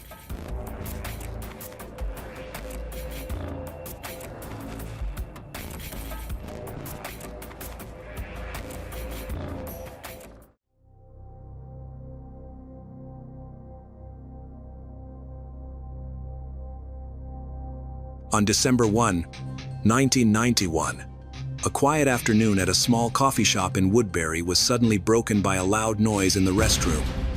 When the staff rushed in, they found a horrifying sight. Robert Bobby Curley, 32, convulsing violently on the floor, his face pale, sweat pouring off him like a shower, but sticky and opaque, like some strange substance. He groaned, shivered, his whole body burning like fire, and whispered for help before passing out. No one could understand what was happening. A healthy man who had been shopping and chatting with friends just hours before was now dying before everyone's eyes. Emergency crews rushed in, trying to stabilize his heart rate and breathing, but his condition quickly deteriorated. Doctors suspected this was no ordinary pain, but the result of a deadly poison that had been coursing through his body for weeks, even months. And then, as the first tests were carried out, a chilling truth began to emerge. Robert may have been deliberately poisoned. Who was the killer? And why had a gentle, devoted family man like Robert become the target of such a terrible crime? To understand how his life ended in such horror, we must first look back to where it all began.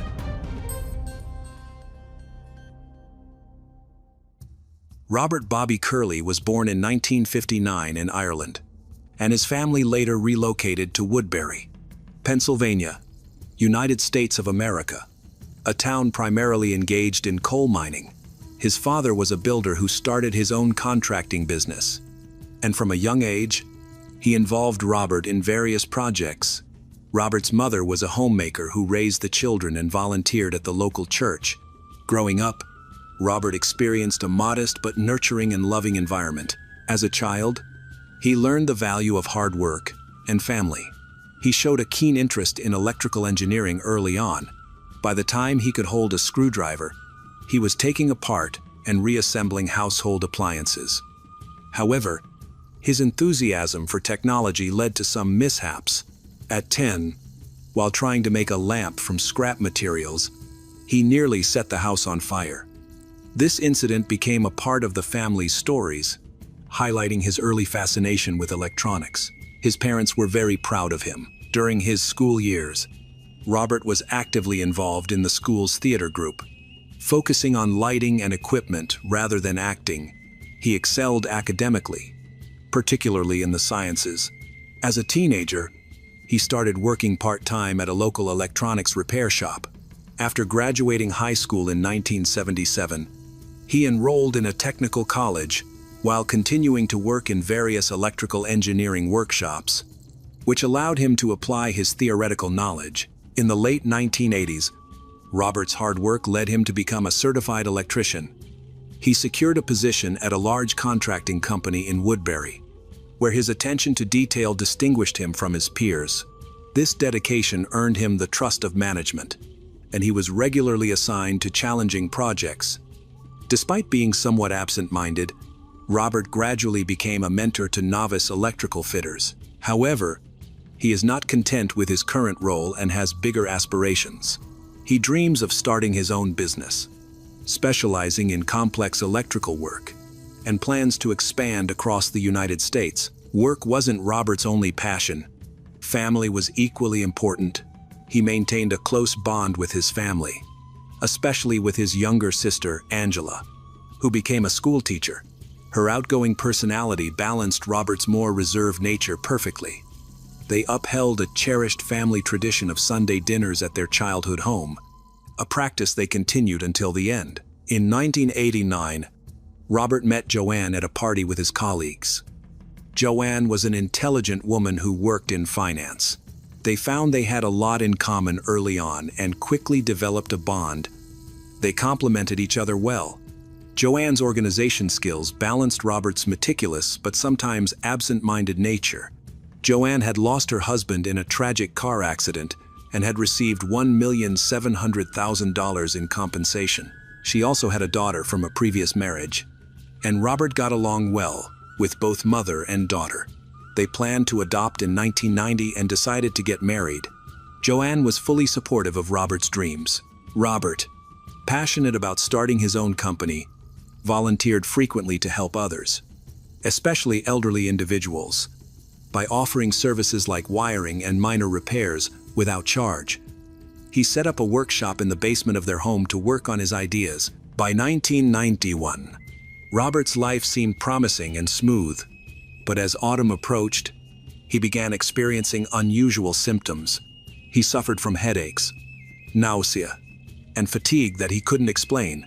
These symptoms came and went, and he initially dismissed them as stress or a minor illness, unaware of the serious health issues that were developing. On Sunday, December 1, 1991. Robert's day began normally with a light breakfast before he set out to run errands. However, he soon faced challenges due to stomach pains, which prevented him from completing his tasks. Despite the discomfort, he wasn't the type to postpone plans. After managing the initial pain, Robert got dressed and left by 8 a.m., hoping to finish his errands before meeting Joanne for lunch at a local cafe.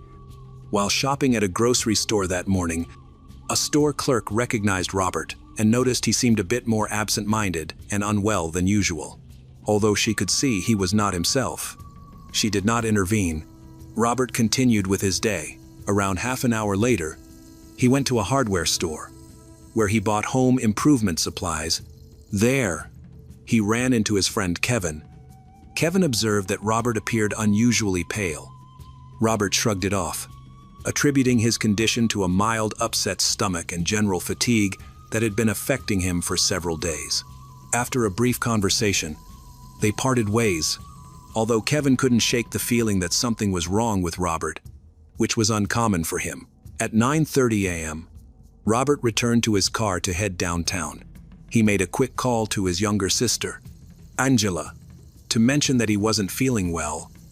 They discussed their upcoming plans for a visit, and Robert reassured her that his stomach issue would soon resolve. However, as the afternoon wore on, his wife, Joanne, waited for him at the restaurant, but he did not arrive. Knowing he had a busy schedule, she believed he would arrive soon. After nearly an hour without any word from Robert, Joanne began to worry. As this behavior was unusual for him, they had pagers and early mobile phones, so he would typically update her if he was running late. The hour-long delay felt increasingly suspicious, prompting Joanne to keep her communication device close by. Just after 2 p.m., the phone rang with an unfamiliar number. On the other end, an employee from a nearby cafe informed her that Robert had fainted in the restroom. He had been complaining of severe pain and had started experiencing convulsions, dizziness, and confusion. He had managed to ask the cafe owner to call Joanne before he collapsed in pain. Joanne quickly headed to the address provided by a cafe employee over the phone. While she was on her way there, the cafe owner had also called an ambulance. Joanne was unaware of her husband's condition. She simply wanted to be by his side. Upon arriving at the cafe, she found her husband still conscious.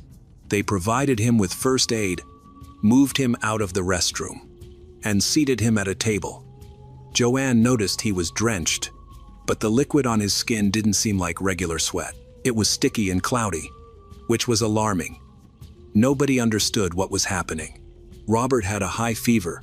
His skin felt cold, yet he complained of an intense burning sensation inside. A minute after Joanne arrived, emergency medical staff entered the cafe. They quickly noted Robert's rapid heartbeat, severe tremors, and confusion. They decided to rush him to the nearest hospital. On the way, they observed his condition rapidly declining. Despite intravenous fluids, his health continued to deteriorate over the next 12 hours. Despite the efforts of doctors, they suspected that he might have been poisoned by a toxic substance. So they spoke to Joanne, who had been by his side. She expressed that she had no knowledge of how this could have happened. Joanne insisted everything had been fine with Robert. He had no chronic illnesses, addictions, or medications. However, she did mention that in the past few weeks, he had experienced unusual symptoms like malaise, abdominal pain, and unexplained weakness. Toxicological tests were conducted, and the doctors awaited the results, suspecting he had ingested poison or been exposed to harmful chemicals. Initially, specialists struggled to determine the cause of Robert's condition. When assessing his condition during the process of taking him to the hospital, they suspected that he might be suffering from a severe food allergy, poisoning, or a rare allergic reaction to some kind of irritant. Meanwhile, Joanne cried when calling her husband's family to inform them about this situation. Once the first test results came in, doctors suspected Robert had been poisoned with a heavy metal or industrial chemical. Unfortunately, they needed more information. That evening, One of Robert's doctors reached out to law enforcement, asserting that an investigation into possible poisoning should begin. The detectives went to the hospital to collect initial information, and an official case was opened on December 5, 1991. After talking with the hospital staff, the situation has not been clear, because they are waiting for the final test results and cannot clearly identify the type of toxin. The entire city was considered a potential crime scene. This prompted an extensive review of all the places Robert had visited that morning. Detectives visited the cafe where the incident began and where paramedics took him, conducting chemical tests and interviewing the staff, who were cooperative. The police had unrestricted access to CCTV footage. This footage revealed that Robert had arrived at the cafe in poor condition. Seeking help, they reviewed all possible CCTV recordings from that morning, noting that he appeared disoriented and distracted, leaning against walls and dropping items, which was unusual for him. Overall, he looked very pale. Angela mentioned that Robert called earlier that morning complaining of severe stomach pain and sounded very tired. Even though it was an off day, he expressed that he felt like everything inside him was burning. Eyewitnesses reported that Robert entered the cafe around 11:30 a.m. Cs, appearing very unwell and pale. He immediately asked the cafe owner for a glass of water and sat down for a while, until 12:15 p.m. He went to the toilet, then had a loud noise. When cafe staff checked on him, they found him collapsed on the floor. The police carefully reconstructed the events of that morning, noting when Robert's wife, Joanne, arrived at the cafe and how he ended up in the ambulance.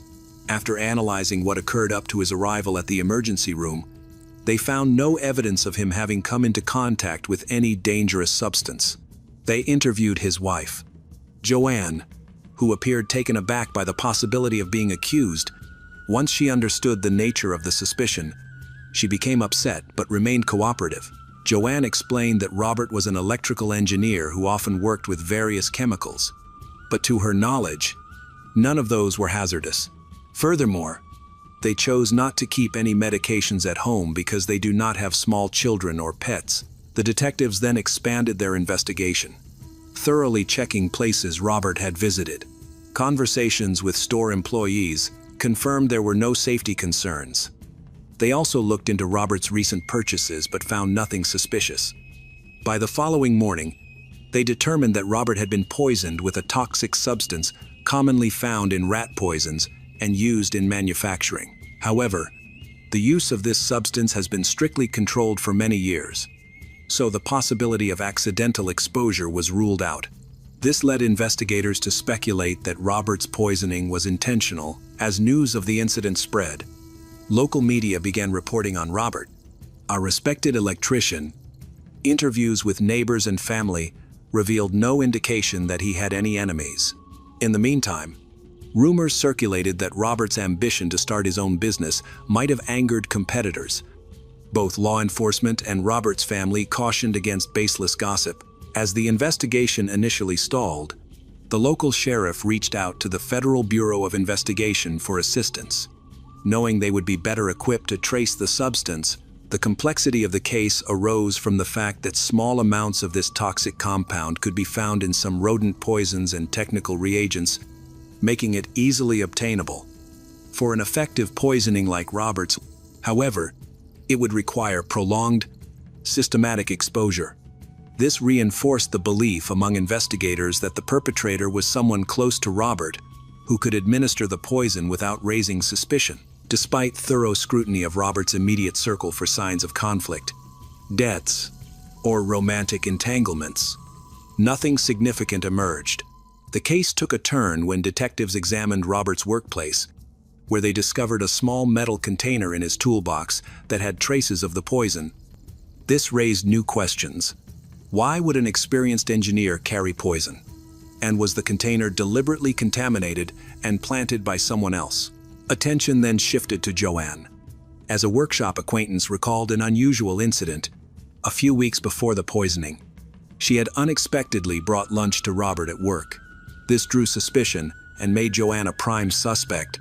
However, more work was needed to prove any connection between her and the poison. Investigators set out to track local suppliers who might have sold any substances related to the poison. They couldn't initially find evidence connecting Joanne, but the detectives felt they were on the right path.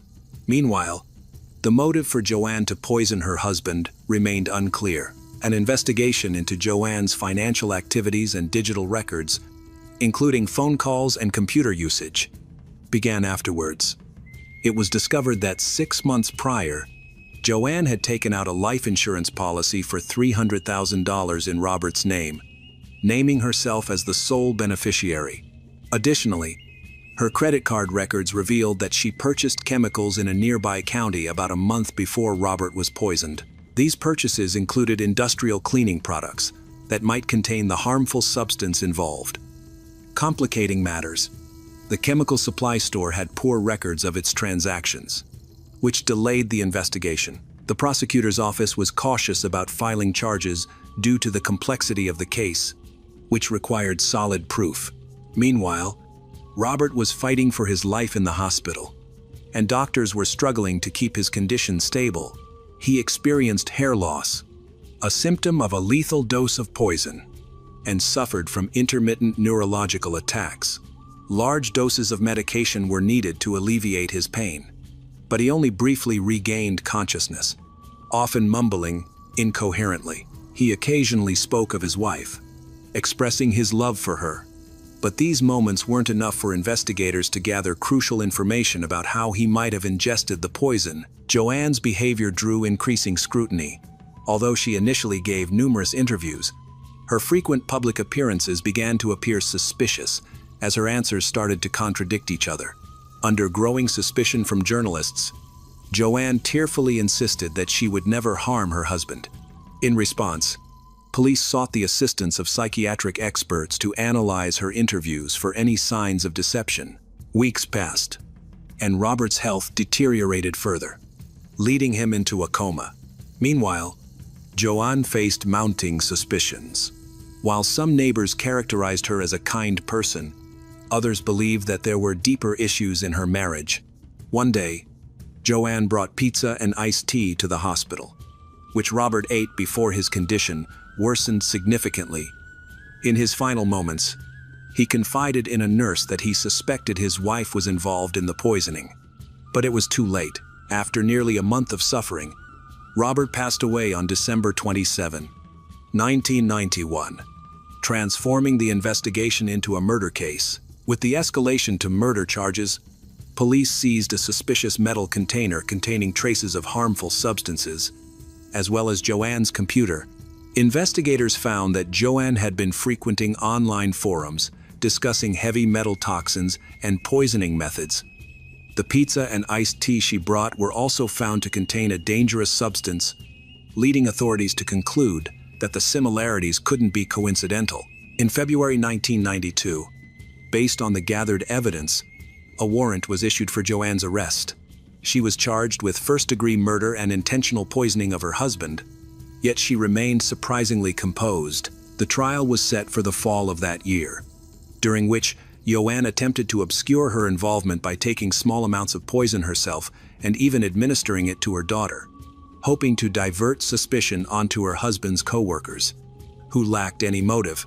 As the trial commenced, the prosecution began by recounting the events of the day Robert was admitted to the hospital. The jury was presented with the container and various pieces of evidence, including Joanne's motives and her unusual interest in chemical reagents. Toxicology experts and an FBI agent contributed to the proceedings. The defense argued that Robert, an electrical engineering expert, might have come into contact with harmful substances. They claimed that Joanne's computer searches were motivated by her desire to help her husband deal with his mysterious illness. As she was seeking a cure, the prosecution presented a colleague of Robert's who testified about a suspicious visit to the workplace shortly before the poisoning occurred. The most significant evidence came from a chemical supply store manager who recognized Joanne as a customer who had purchased an industrial cleaner. Although he did not have complete documentation of the sale, he recalled that the product could have contained a dangerous ingredient. Joanne decided to take part in her cross-examination and spoke on her own behalf. However, She faltered when questioned about why she had taken out a large insurance policy 6 months before her husband's death and could not provide a clear explanation for her actions. It was suggested that her motive was the insurance payout for her husband's life and a desire to avoid sharing compensation from her first husband's death. Throughout the trial, Joanne tried to stay composed, maintaining her innocence. Eventually, on her lawyer's advice, she agreed to a plea deal in 1997 to escape the death penalty, confessing to third-degree murder and receiving a 20-year prison sentence, with the possibility of parole after 10 years. In his ruling, the judge highlighted the cruel manner in which Joanne chose to dispose of her husband. Robert suffered for almost a month in the hospital before his death. Having been poisoned for nearly a year after their wedding, his suffering made death seem like a release. Joanne showed no remorse, which angered Robert's family. While they found some relief in the verdict, they were dissatisfied with what they considered a lenient sentence. Family members coped with their loss in various ways. For instance, Robert's younger sister Angela became an advocate for victims' rights, particularly in cases of domestic or hidden violence. She worked with local organizations to raise awareness. The community rallied around Robert's family. The technical college Robert attended established a scholarship in his name to support a top electrical engineering student annually. The local city council also took action to tighten regulations on the sale of chemicals that could contain dangerous substances. They focused on improving the tracking and reporting of individuals purchasing such chemicals. Joanne was denied early release several times due to her lack of remorse. In December 2016, Joanne was released from prison at the age of 53 after serving her full 20-year sentence. This sparked controversy and concern in the community, as residents feared that a cold-blooded poisoner would be living nearby.